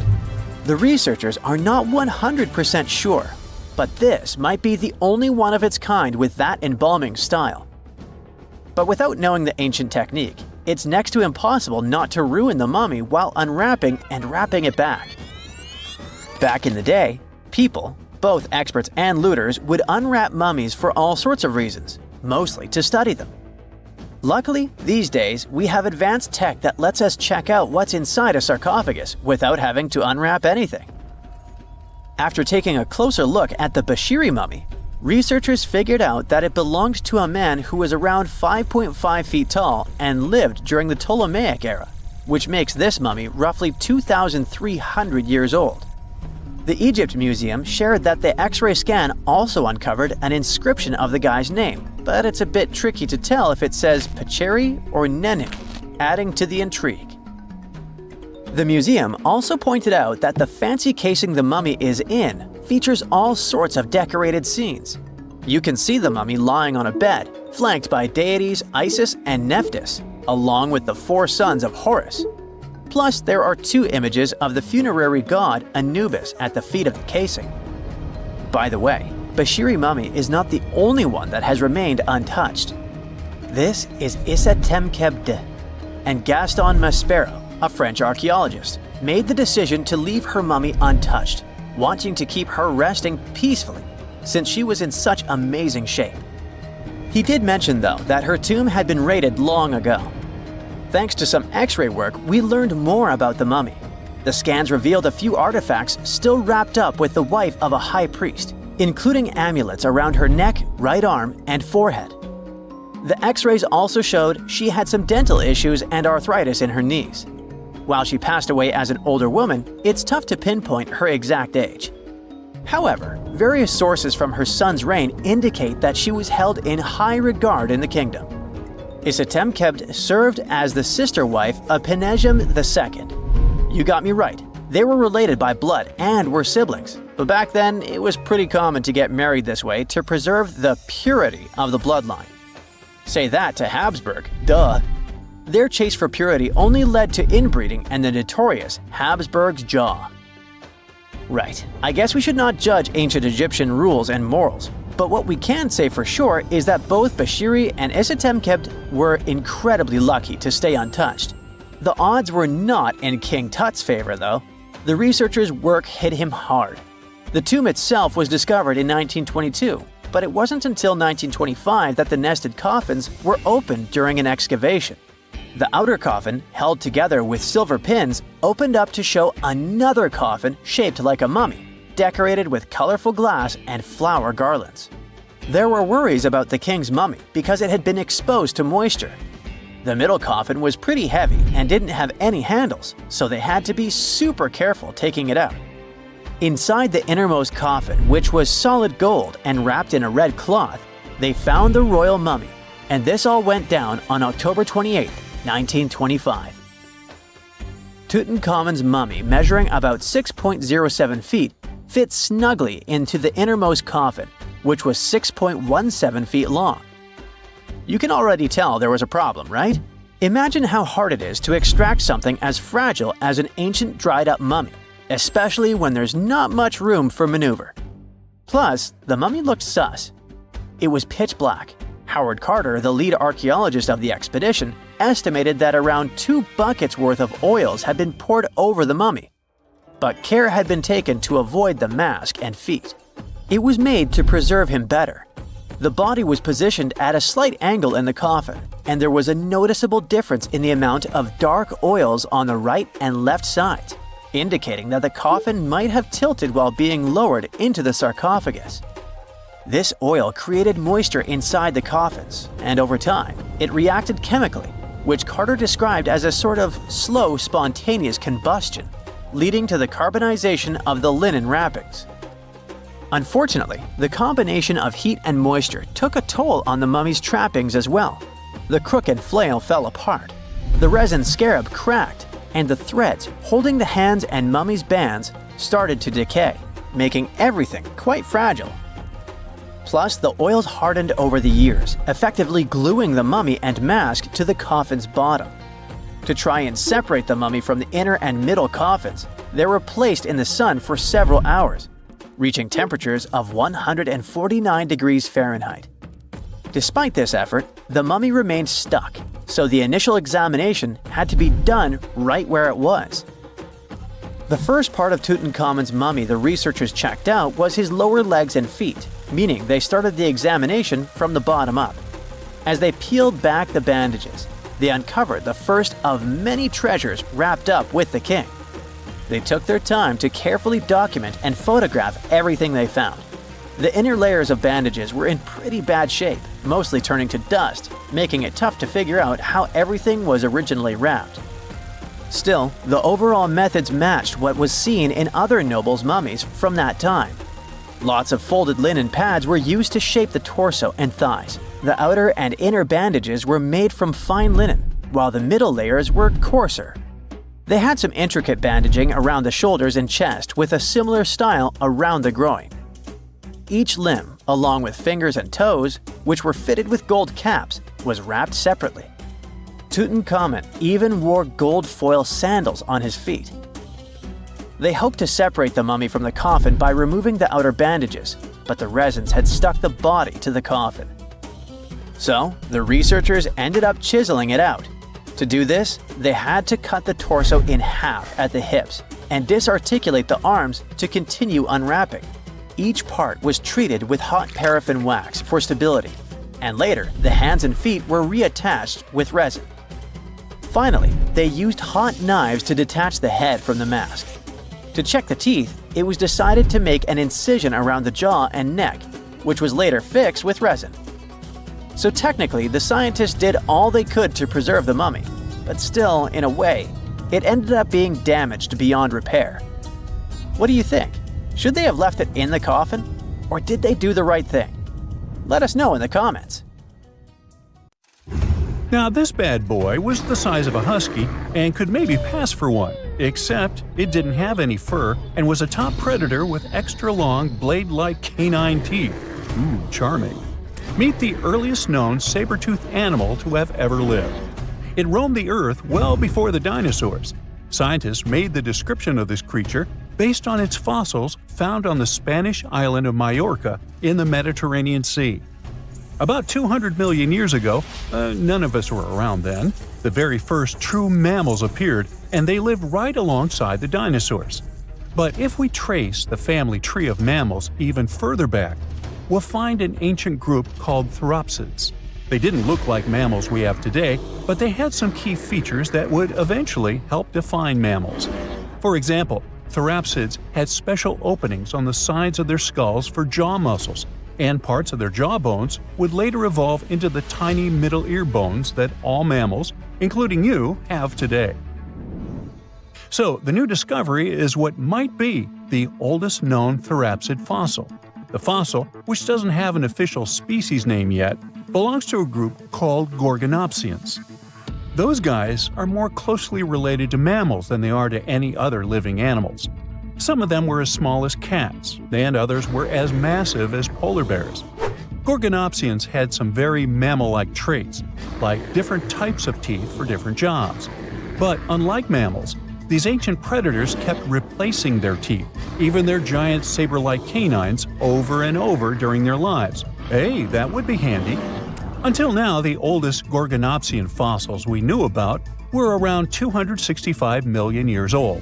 But this new fossil is even older, dating back between 270 and 280 million years. The find was super detailed and complete, including its sharp knife-like fangs, part of its jaw, pieces of its spine, ribs, tailbones, and toe bones, plus most of one of its back legs. Even though the creature's skull wasn't complete, the scientists think it was about 7 inches long, and the animal itself would have been around the size of a medium-large dog, weighing between 66 and 88 pounds. But other than that, it didn't really look much like a dog. Even though it had some lizard-like features, calling it a lizard dog is totally wrong. Mammals and reptiles do share a super ancient ancestor from about 320 million years ago, but their evolutionary paths split a long time ago. When the newly found creature was alive, the island of Majorca was right in the middle of the gigantic supercontinent Pangaea. Back then, this area went through super wet and super dry seasons. Scientists have always wondered if major moments in mammal history happened in tropical places like this, but we just didn't have the right fossils to prove it. Now, with the discovery of the oldest known Gorgonopsian in Majorca, the missing pieces of the puzzle are coming together. It looks like some huge steps in mammal evolution could have happened in low-latitude environments we haven't explored much yet. The so-called gap in the fossil record might just be because paleontologists weren't looking in the right spots. Our hero of the day wasn't the only cool guy rocking the planet before dinos settled in. Over 500 million years ago, the weirdest predators to have ever existed ruled the oceans. The name is a bit tricky to pronounce, so I'm not going to. Okay, it's Anomalocaris, but it just literally means unusual shrimp. This creature looked nothing like anything alive today.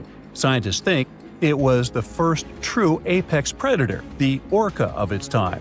Anomalocaris was massive for its era, as it grew up to 3 feet from its sharp grabbing arms to the tips of its tail fins. For a while, everyone thought trilobites were its go-to meal, but new research shows it wasn't strong enough to crack open trilobite armor.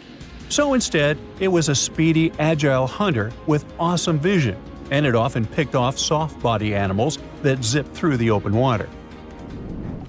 Now, another really cool creature from pre-dino times is a fish that could walk on land. Tiktaalik lived in marshy rivers that looked a lot like today's Amazon rainforest. It could grow up to 9 feet long, and it found its prey in rivers and inlets like a modern-day freshwater crocodile. It had a flexible neck and even some early versions of lungs, and thanks to them, it could survive both in water and out of it. Why fish like Tiktaalik started moving toward land about 395 million years ago is still a bit of a mystery. Around that time, the ancient supercontinent called Gondwana was drifting closer to the land that would become North America. This slow movement created lots of shallow, swampy habitats, which were perfect places for crocodile-like animals to thrive. Plus, these areas were near the equator, so they were warm and tropical. But there wasn't a lot of food waiting for them on land, so maybe they moved there for safety reasons. There were fewer predators and better spots to lay eggs there compared to the water. Creatures first adapted to living in open water, then shallow water, then marshes and river edges, and only after a long, slow transition did they finally step fully onto land. Now, how about a millipede the size of a small car and weighing as much as a large dog? This beauty lived over 300 million years ago in what is now England. Back then, during the Carboniferous period, Earth's atmosphere had way more oxygen, over 26%, compared to today's 21%. Scientists used to think the high oxygen levels were the only reason these creatures could get so big. But back then, they found a new fossil from a time when oxygen wasn't that much higher than today. They discovered it purely by accident, when a boulder split just right and revealed one of the most complete and largest giant millipede specimens ever. This one could have lived not just in swampy areas, but also in open woodlands filled with tasty seeds, nuts, and maybe even small animals. There's a chance that this beast wasn't a slow, plant-munching crawler, but a predator that would snap up whatever it could find. After dominating the Earth for about 45 million years, the giant millipedes eventually vanished. Probably the reptiles pushed them out, clearing the way for the age of the dinosaurs. Now, in case you ever wondered what would happen if you crossed a polar bear with a saber-toothed cat, here's the answer. This guy ruled the southern ecosystems after migrating 7,000 miles across the supercontinent Pangaea around 252 million years ago. It had a tough skin like a rhino's and massive canines, perfect for tearing away huge chunks of meat, and it was an excellent runner. Once it got to its new home in what is now South Africa, it replaced a whole group of local predators. But its glory didn't last long, as closer to the end of the Permian period, massive volcanic eruptions made the weather patterns change and wiped out about 90% of all species. And because top predators are usually big, slow to grow, and not super common, they often vanish among the first when massive extinction events hit. And that's how our guy here went extinct. Our final creature of the day was a dragonfly that lived around 300 million years ago and had a wingspan of over 2 feet, 6 long, spiny legs, and huge, bulging eyes, Meganjura. This 4-winged giant is most likely the largest flying insect that ever lived, and it easily outsizes today's dragonflies, which are its distant relatives. Like modern dragonflies, Meganjura like to hang out in open areas near ponds and slow-moving streams. But unlike today's dragonflies, it wasn't just catching tiny bugs. This guy was likely the top predator in these open spaces. It used the spines on its legs like a flying trap to snatch prey out of the air, including other flying insects, small amphibians, and even lizard-like creatures. Scientists found the first fossils of Meganjura in 1880 in the coal-rich rocks in France. The fossils were incredibly well preserved and showed off the detailed vein patterns in their wings. Scientists think Meganjura grew so huge because it didn't have much competition from vertebrates, and the air back then, during the Carboniferous period, had a lot more oxygen than it does today. Stonehenge wasn't a witchy monument to travel through time. It was actually constructed as a hope to build a different future. Recent research just found out that the monument was probably raised as an attempt to reunite the Britons during a period of big division. The thread of this story lies on the altar stone, the monument's most iconic rock. For years, scientists believed that the stones used in Stonehenge, including the altar stone, came from the nearby Preseli Hills in Wales. In this scenario, Stonehenge would have been built by a local community. That is, Neolithic people who would have found easy-to-access materials to build a ceremonial mound, a sundial calendar, and a final resting place, all in one. Things changed when another discovery was made. In 2018, leading-edge research pointed that the altar stone actually came from the River Tay region in northeastern Scotland, which is located over 400 miles away from Stonehenge. Scientists found similar rocks as such in Scottish monuments. You see, the altar stone is a recumbent stone, laying on its side. Many of the rocks were found in ceremonial stone circles in Scotland, and they are unique to this region. When this discovery broke through, it got archaeologists thinking. Maybe Stonehenge wasn't just a local project, but a wider collaboration between different tribes and communities across Britain. To understand this, we need to rewind to around 3000 BCE. That's when Britain still wasn't a unified country per se. Rather, it was a patchwork of tribes such as those coming from southern or eastern Europe, each with their own customs and beliefs. As an island, Britain's population changed many times. Britain was mainly composed of farmers who descended from people from the Middle East and arrived on the land around 6,000 years ago. This group thrived in the area until 2500 BCE, when another group coming from the regions of the Netherlands and Germany started to appear. These ones, also known as the Beaker people, were responsible for the large population turnover that Britain experienced during the Neolithic period and the years that followed. The Beakers were called so because of a specific type of pottery they used to make and bury their loved ones with after their passing. It's possible that the original dwellers of the land didn't like it that their land was being repopulated. And what researchers suggest is that Stonehenge was this attempt to reunite the original Neolithic farmer population and regain some type of identity control over their land. They would have invested a lot of time and energy in bringing the altar stone all the way down from Scotland, without the help of wheel technology, for example. You see, the wheel had already been invented in Lower Mesopotamia, but since there was no Wi-Fi at the time, the Brits weren't aware of this technology until much later on. This whole territorial crisis could have driven locals to use their resources to move the altar stone to Salisbury Plain in England, in order to reunify the land. You see, Stonehenge wasn't built in one go. Its history dates to around 3000 BCE. That's when the monument was just a circular ditch and bank, known as a henge. Inside, they placed wooden posts and possibly totem-like carvings. This version of Stonehenge wasn't about rocks yet. It was more of a ritualistic place and possibly a final resting place. They found several cremation pits from this period, making it the oldest resting place in all of Britain. It was only around 2600 BCE that the blue stones came around. The naming might be a bit misleading since they're not literally blue rocks. They have a bluish tinge to them when they're freshly broken, hence the name. These smaller rocks probably came from the Preseli Hills in southwest Wales, which is about 150 miles away from Stonehenge. Some researchers say that the ancient ones believed that blue stones had healing qualities. So we can maybe guess why they went through all of the trouble to move them from Wales to Salisbury Plains, huh?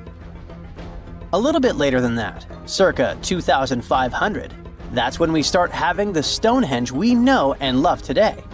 That's when the Sarsen stones started to arrive. The Sarsens are Stonehenge's huge stones. I mean, each Sarsen can weigh around 25 tons. That's as much as 3 African elephants stacked together. The Sarsens make that iconic outer ring circle.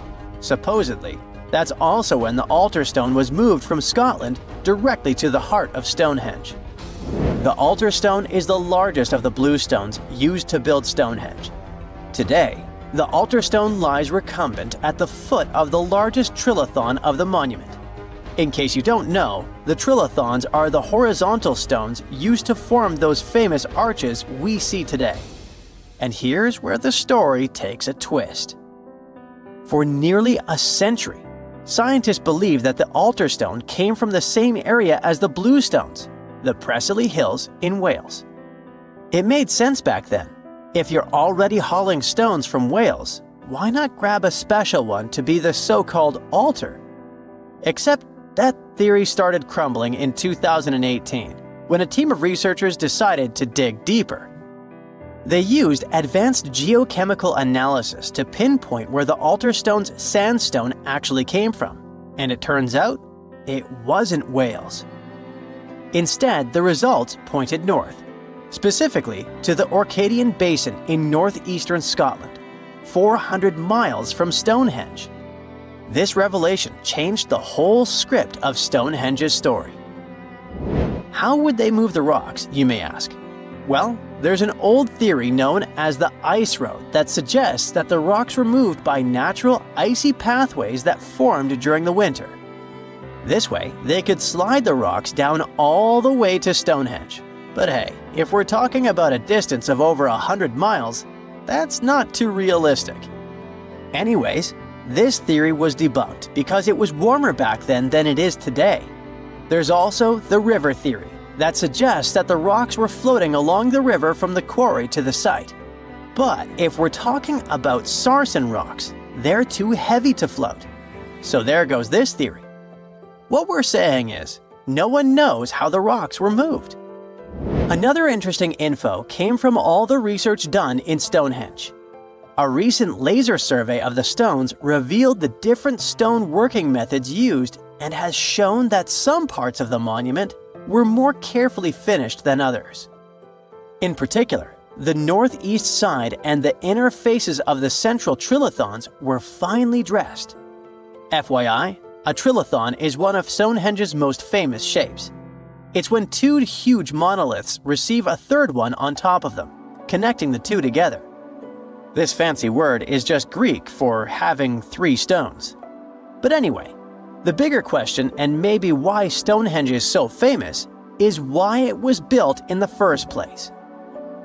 You see, Stonehenge's entire layout seems to have been carefully planned to align with the movements of the sun. The monument's architecture is particularly attuned to the solstices, the shortest and longest days of the year.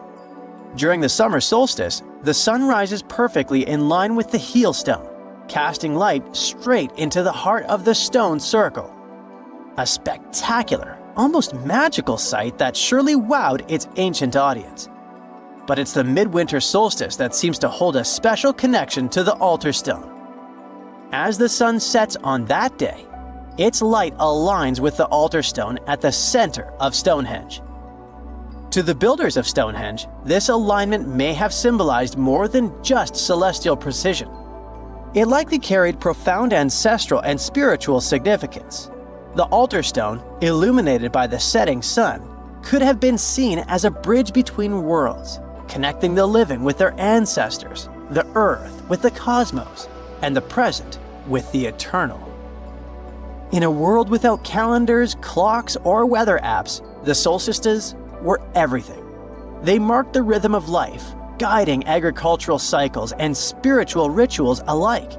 So Stonehenge wasn't just about the stones or the people who built it, but perhaps a way to honor their ancestral roots in an ever-changing world.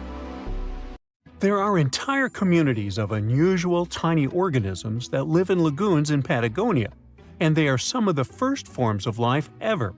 No one had known about them until two scientists, Brian and Maria, went to explore certain areas in Patagonia.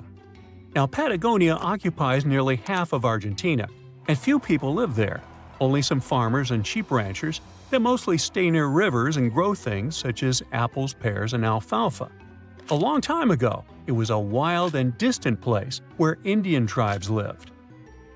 But this time, we're going to follow the tracks of life forms that appeared long before humans and look closer at these interesting microorganisms Brian and Maria found. Those two had to drive for 9 hours on some rough roads to reach their destination. They stayed in a small village. Only 35 people live there. These people depend on just one spring because it almost never rains there. On the last night in the village, Brian realized that satellite images he had taken had shown a set of lagoons that were only 10 miles away. The next day, the small team jumped into a car and went up the road as far as they could until it became too difficult to drive. They continued hiking the rest of the way. It was hard, because they had to carry water to deal with the intense sunlight.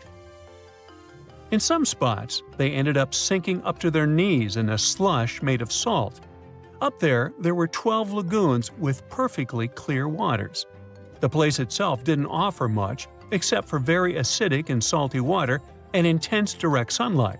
But it was kinda like traveling back in time, because those conditions were like what Earth looked like many, many years ago. When Brian examined the lagoons, he was surprised to see many unusual microorganisms there. We call them stromatolites, and they're so small we can't even see them without a microscope. But they get together and form large communities.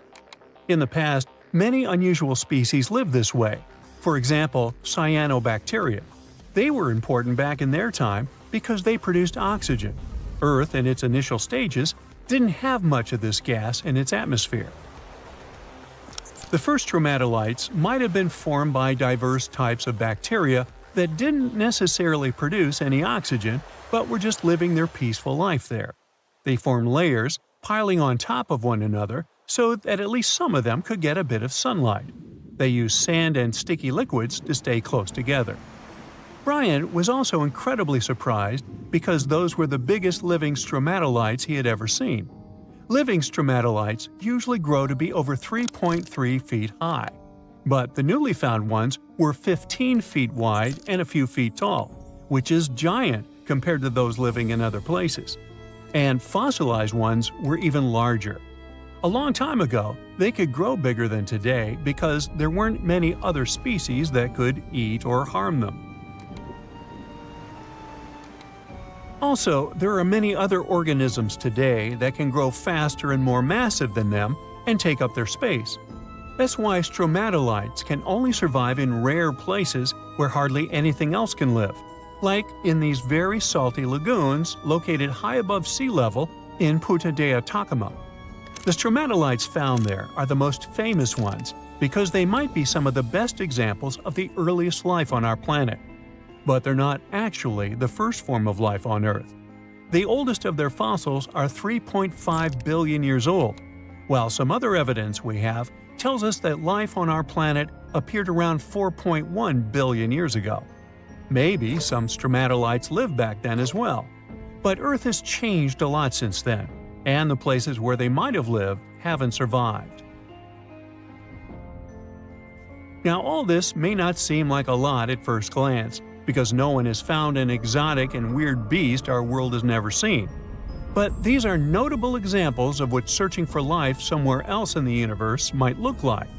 Scientists who are interested in studying Mars often come to this place, since it might be similar to what the red planet looked like an exceptionally long time ago. If there were fossils hidden in the ancient rocks on Mars, they might look like these stromatolites. Another faraway land has revealed some of its secrets. It's Antarctica, with an ancient lost world found under its ice. Antarctica hasn't always been this frosty, isolated land of snow and ice sheets. Once it used to be part of the Gondwana supercontinent, together with what is now South America, Africa, Australia, the Arabian Peninsula, and the Indian subcontinent. But at some point, it split off and went to build a life on its own. It formed as other landmasses started to move away, which created its coastline. But Antarctica was different in many other ways back then too. It used to be a land covered in magnificent forests and rivers full of life. Scientists use radar and satellites to explore a mysterious world hidden under the ice there. This ancient land, which is close to the Indian Ocean, is as big as the U.S. state of Maryland or Belgium. It's more than 14 million years old. Some studies say that this area formed over 34 million years ago, which was way before Antarctica got into its deep freeze. At first, temperatures there were higher, possibly like the weather in Patagonia or the cold, temperate rainforests of Tasmania, New Zealand, or maybe even more tropical than that. But as the climate became cooler, small glaciers started forming on hills close to the rivers. Valleys sunk deeper because of all that ice covering them. And then, temperatures dropped even lower, and a giant layer of ice covered the entire continent, hiding those old glaciers. Rivers shaped this lost world a long time ago, way before it ended up covered in ice that's almost 2 miles thick in some spots. Scientific studies of this area showed that those landscapes had been full of highlands and mountains. The ice that formed over Antarctica made the whole area very cold, so the landscape couldn't erode anymore. This means everything has remained basically the same and untouched under the ice for millions and millions of years. What's interesting is that we know less about this land hidden under the ice than about the surface of Mars. One way to explore it would be to drill through these ice sheets to check for samples of sediments below. They could tell us more about the ancient flora and fauna frozen underneath. It's not a new method. A similar method was used to collect 2-million-year-old samples in Greenland. Australia has a secret world too. Ancient organisms were found hidden in rocks in the northern parts of the continent that are about 1.6 billion years old. These microscopic things are part of a family called eukaryotes. The members of this family that exist today include plants, fungi, animals, and even those tiny organisms with just one cell, such as amoeba. All living things with nuclei in their cells, including us, can trace their family tree back to one of the oldest members of this family. That one is called the last eukaryotic common ancestor, and it lived more than 1.2 billion years ago. Those ancient organisms were more complex and bigger than bacteria. Maybe they were the first predators on Earth, hunting bacteria. In July 1990, 4 Czech guys decided to go on an adventure to find the Mongolian death worm, a creature that might have inspired the monster you've seen in the movie Doom. They say it lives somewhere deep in the Gobi Desert, so they flew to Mongolia, hopped into an ATV, and hired some local guides to help them. All that to meet a creature that is up to 6 feet long, can spit acid that could melt anything, and is capable of shooting electricity at those it doesn't like. Legend says that these friendly guys spend most of their days hiding underneath the sandy dunes, but they'd like to come out during the wetter months of June and July. So the timing for a spotting was simply perfect. But the crew needed to figure out how to lure the creature. Sadly for them, no one knew what the giant worm liked to eat. So they built a thumper, which is a machine that made rhythmic pounding noises. They were hoping it would call the worm out of the ground. For 2 months, they searched the vast desert, crossing dunes and rocky plains, looking for any sign of the creature. But alas, it didn't really work out. Ivan McCurley, who was the leader of the 1990 expedition, came back to Gobi Desert again. He once tried to attract the megaworm with blasts, and the second time he used a small airplane to scout the dunes. Over the years, groups from America, Britain, and New Zealand organized big expeditions to the Gobi Desert to try and find the creature. Many others came from all around the world on their own and found nothing. The people in the West first found out about the megaworm of the Gobi Desert thanks to an American paleontologist, Roy Chapman Andrews. This brave man was probably the inspiration for Indiana Jones. In 1926, he wrote about the creature in his book. At a meeting with Mongolian leaders, Andrews heard detailed descriptions of the creature, even though none of them had ever seen it themselves. One of them described it as looking like a sausage, about 2 feet long, with no head or legs. According to him, the worm was so venomous that just touching it could instantly take your life, and it lived in the loneliest parts of the Gobi Desert. Andrews didn't think the creature was real, but he shared these stories again in another book. In May 2005, 4 friends from Great Britain who search for monsters professionally decided to try their luck. They made drawings of the worm and hired local people to hand out flyers all over the Gobi Desert. These flyers offered a reward to anyone who could give information about the worm or even bring them a specimen. They thought loud sounds that other explorers tried would scare the beast away. Some told them it likes damp conditions, so they came up with a plan to block streams of water to create wet areas that would lure the worm out. Their plan didn't work because it was too hard to build dams in the desert. They ended up using small traps, but didn't find any actual proof that the worm existed. But they did meet locals who shared interesting stories about strange creatures they had seen over 70 years. Over the years, stories of the monster spread around the world. In some of them, it's only 1 foot long. In others, it's as large as a human. It's white-gray, or scaly and brown, or maybe fleshy and bright red. Someone said it resembled a snake, or maybe a caterpillar, or maybe it has wings and can fly. And some believe it could be a supernatural evil being without a body. Maybe the stories are so different, and the search operations are so fruitless, because the creature doesn't even exist. Or it could be one of many cryptids. Those creatures like Bigfoot, Yeti, the Loch Ness Monster, their existence has yet to be proven. In 1983, one scientist who was visiting the region heard that an old man had managed to catch the mysterious worm. He also learned there was a nest nearby. The scientist bravely approached the hole in the sand and put his hand inside. A giant creature dragged him in, and he was never seen again. Just kidding. He actually found a Tartar sand boa inside. It's a chunky, burrowing, non-venomous snake that has small eyes and gray-brown scales. He showed it to the locals to verify if it was the monster, and supposedly all of them said yes. Most Mongolians who know about the worm still believe it's real. Now, even though people call our supposed monster a worm, it's just what it sounds like in the English translation.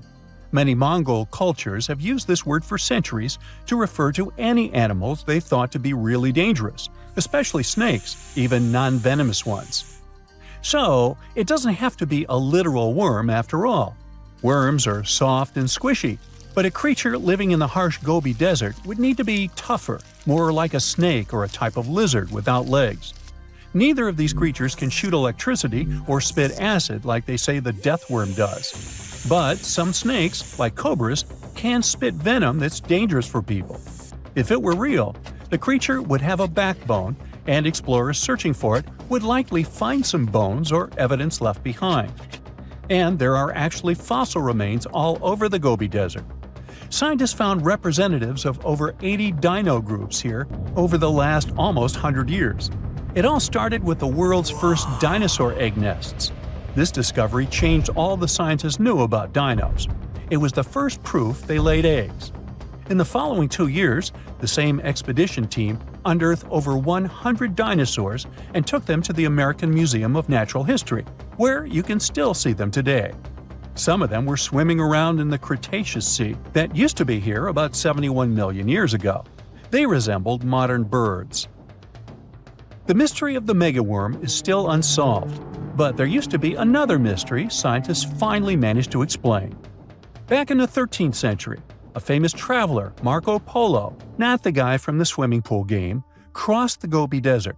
He thought he could hear mysterious noises, like the sounds of musical instruments such as drums.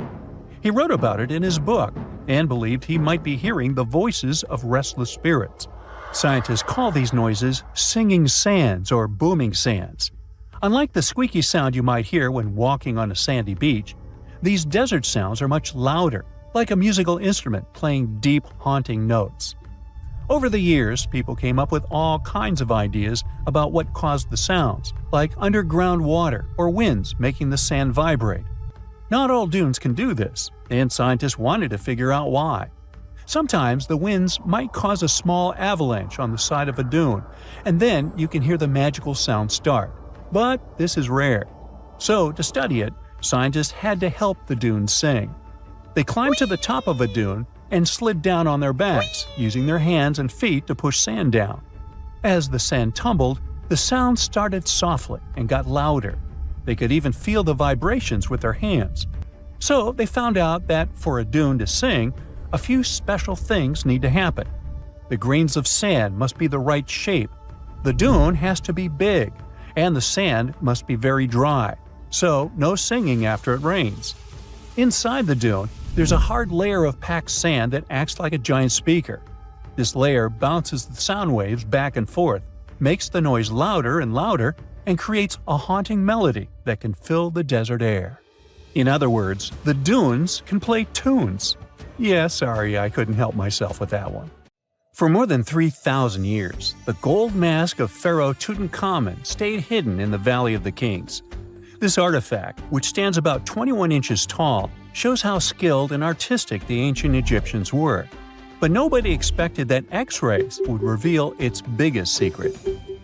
King Tut was the last ruler of his family during the 18th dynasty. He took the throne at just 9 years old, but ruled for only 10 years before he passed away unexpectedly. If we're being honest, back in ancient Egypt, he was mostly forgotten by the rulers who came after him. His tomb wasn't a big deal for them, so much so that even the grave robbers forgot about him. It might sound a bit sad, but the truth is that it was actually great news for us. Since his tomb was practically forgotten, it ended up being perfectly preserved. While the other tombs in the Valley of the Kings were looted, his remained sealed and untouched. So when it was discovered back in 1922, it had over 5,000 precious objects inside. That made Tutankhamun basically an instant celebrity and one of the best-known pharaohs nowadays. Among the treasures was the most stunning piece, his golden mask. This mask is said to be an exact image of the king's face, or at least it was supposed to be, but we'll get to that later. The purpose of this accurate representation of his face was to make sure that his soul would recognize him in the afterlife and return to his mummified body. In ancient Egyptian beliefs, this would allow him to continue living in the afterlife. The details of the mask clearly looked incredibly difficult to create, but people didn't realize how complex it truly was until many years later. The first X-rays of the mask were taken in 1967. Back then, the main reason for these scans was practical – conservation. The mask was heading to Paris for an exhibition, and it was the first time it had ever left Paris. This would help them keep track of any changes during the exhibit. Plus, the images could give clues about how the mask was made. But back then, they probably didn't fully realize just how complex its construction was. I mean, Egyptian goldsmiths didn't use modern soldering techniques. So, how did they make this mask? New X-rays taken in 2007 gave us some answers. It turned out the Egyptians didn't use pure gold, which is 24 carats. The mask was actually made of 23-karat gold, meaning it was mixed with another material. So specialists discovered that the gold sheets contained a small amount of copper, a reddish-brown metal. This was likely done to make the material more flexible and easier to shape. They would then shape the gold sheets by heating and hammering them over and over again. But there was one more secret inside the mask that wasn't discovered until 2015. The year before, the staff at Cairo's Egyptian Museum were working on the mask display when the long beard of the mask accidentally got knocked off. Another theory is that the beard had become loose over time and just fell off. Either way, the fact that King Tut's beard came off caused a lot of stress. After all, we're talking about one of Cairo's biggest tourist attractions, so the experts had to fix the problem quickly. The restoration process started with a detailed recording of the mask's condition. To do this, they had to take a full three-dimensional scan of the artifact. And, by accident, they found something very interesting in the mask. Inside the royal beard, there is a gold tube, an intriguing structure that the Egyptians likely used to attach the beard to the rest of the mask. And that proved, once again, that the process of making this mask was even more complex than experts thought. But the mysteries don't stop there. Remember how we mentioned that the mask was thought to perfectly represent King Tutankhamun's face? Well, that might not be entirely true. Some popular theories suggest the mask was never meant for him and was actually made for someone else. A study published in 2015 suggested the mask was originally made for a female pharaoh, his supposed stepmother, the famous and beautiful Egyptian queen Nefertiti. The biggest clue comes from an inscription on the mask. At first glance, it seemed to belong to Tutankhamun. But after a close examination, researchers noted that something else was actually written underneath King Tut's name. The royal name stamp seems to have been altered, and originally it had something written on it that translates to Queen Nefertiti. There is another feature of King Tut's golden mask that was overlooked for years, which adds even more mystery. As we mentioned earlier, experts believe he wasn't respected much by the pharaohs who came after him. And one of the clues that made archaeologists think this is the pierced ears on the mask. Some researchers believe that King Tutankhamun wouldn't have worn earrings after he was a kid. So, according to their theory, by the time he passed away at 18, he shouldn't have been represented with pierced ears. This could also support the idea that the mask originally belonged to Nefertiti, or maybe to someone who wasn't even connected to King Tut. But the mask isn't the only source of mystery. In fact, his whole tomb is full of puzzles. Recently, historians found a sign that the place where King Tut was supposed to be buried was changed at the last minute. For years, experts wonder why a pharaoh who ruled for 9 years ended up in such a simple tomb. When compared to the grandeur of other pharaohs' tombs, his tomb seemed, well, a bit plain. The idea that a king like Tutankhamun would have such an unremarkable resting place just doesn't match up with the power and importance he must have had in ancient Egypt. So, what happened? Well, apparently, this might have something to do with his successor, Pharaoh I. After King Tutankhamun passed away, researchers believe that I made sure to erase him from Egypt's history.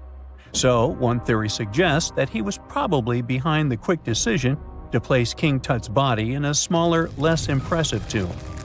When experts looked at I's own tomb, they found something interesting. There is a large wall covered in painted baboons. This is the same type of artwork found in Tutankhamun's tomb. It seems like the same person might have chosen the artwork for both tombs. Now, the design and decoration of the two tombs are almost identical, suggesting there was a shared hand behind both. But there is one key difference. I's tomb is fit for a king. It's much bigger and more impressive, even though the style and artwork are similar to what you see in Tutankhamun's tomb. So the theory suggests that I decided what went into both tombs. Since Tut passed away unexpectedly at a young age, his grand tomb wasn't finished in time. Normally, pharaohs start building their tombs while they're still alive to make sure everything is perfect. But Tut passed away when he was just 18, so there wasn't enough time. I may have taken advantage of the situation, ordering a smaller tomb for Tut and keeping a larger one for himself. Experts believe this theory explains why Tutankhamun's tomb is so simple and how I managed to wipe his memory from history so easily. But in the end, the story of King Tut's mask and tomb is full of mystery and intrigue. Each new discovery sheds more light on what really happened all those years ago. But one thing is for sure, the secrets of ancient Egypt still have much to reveal, and King Tutankhamun will continue to fascinate people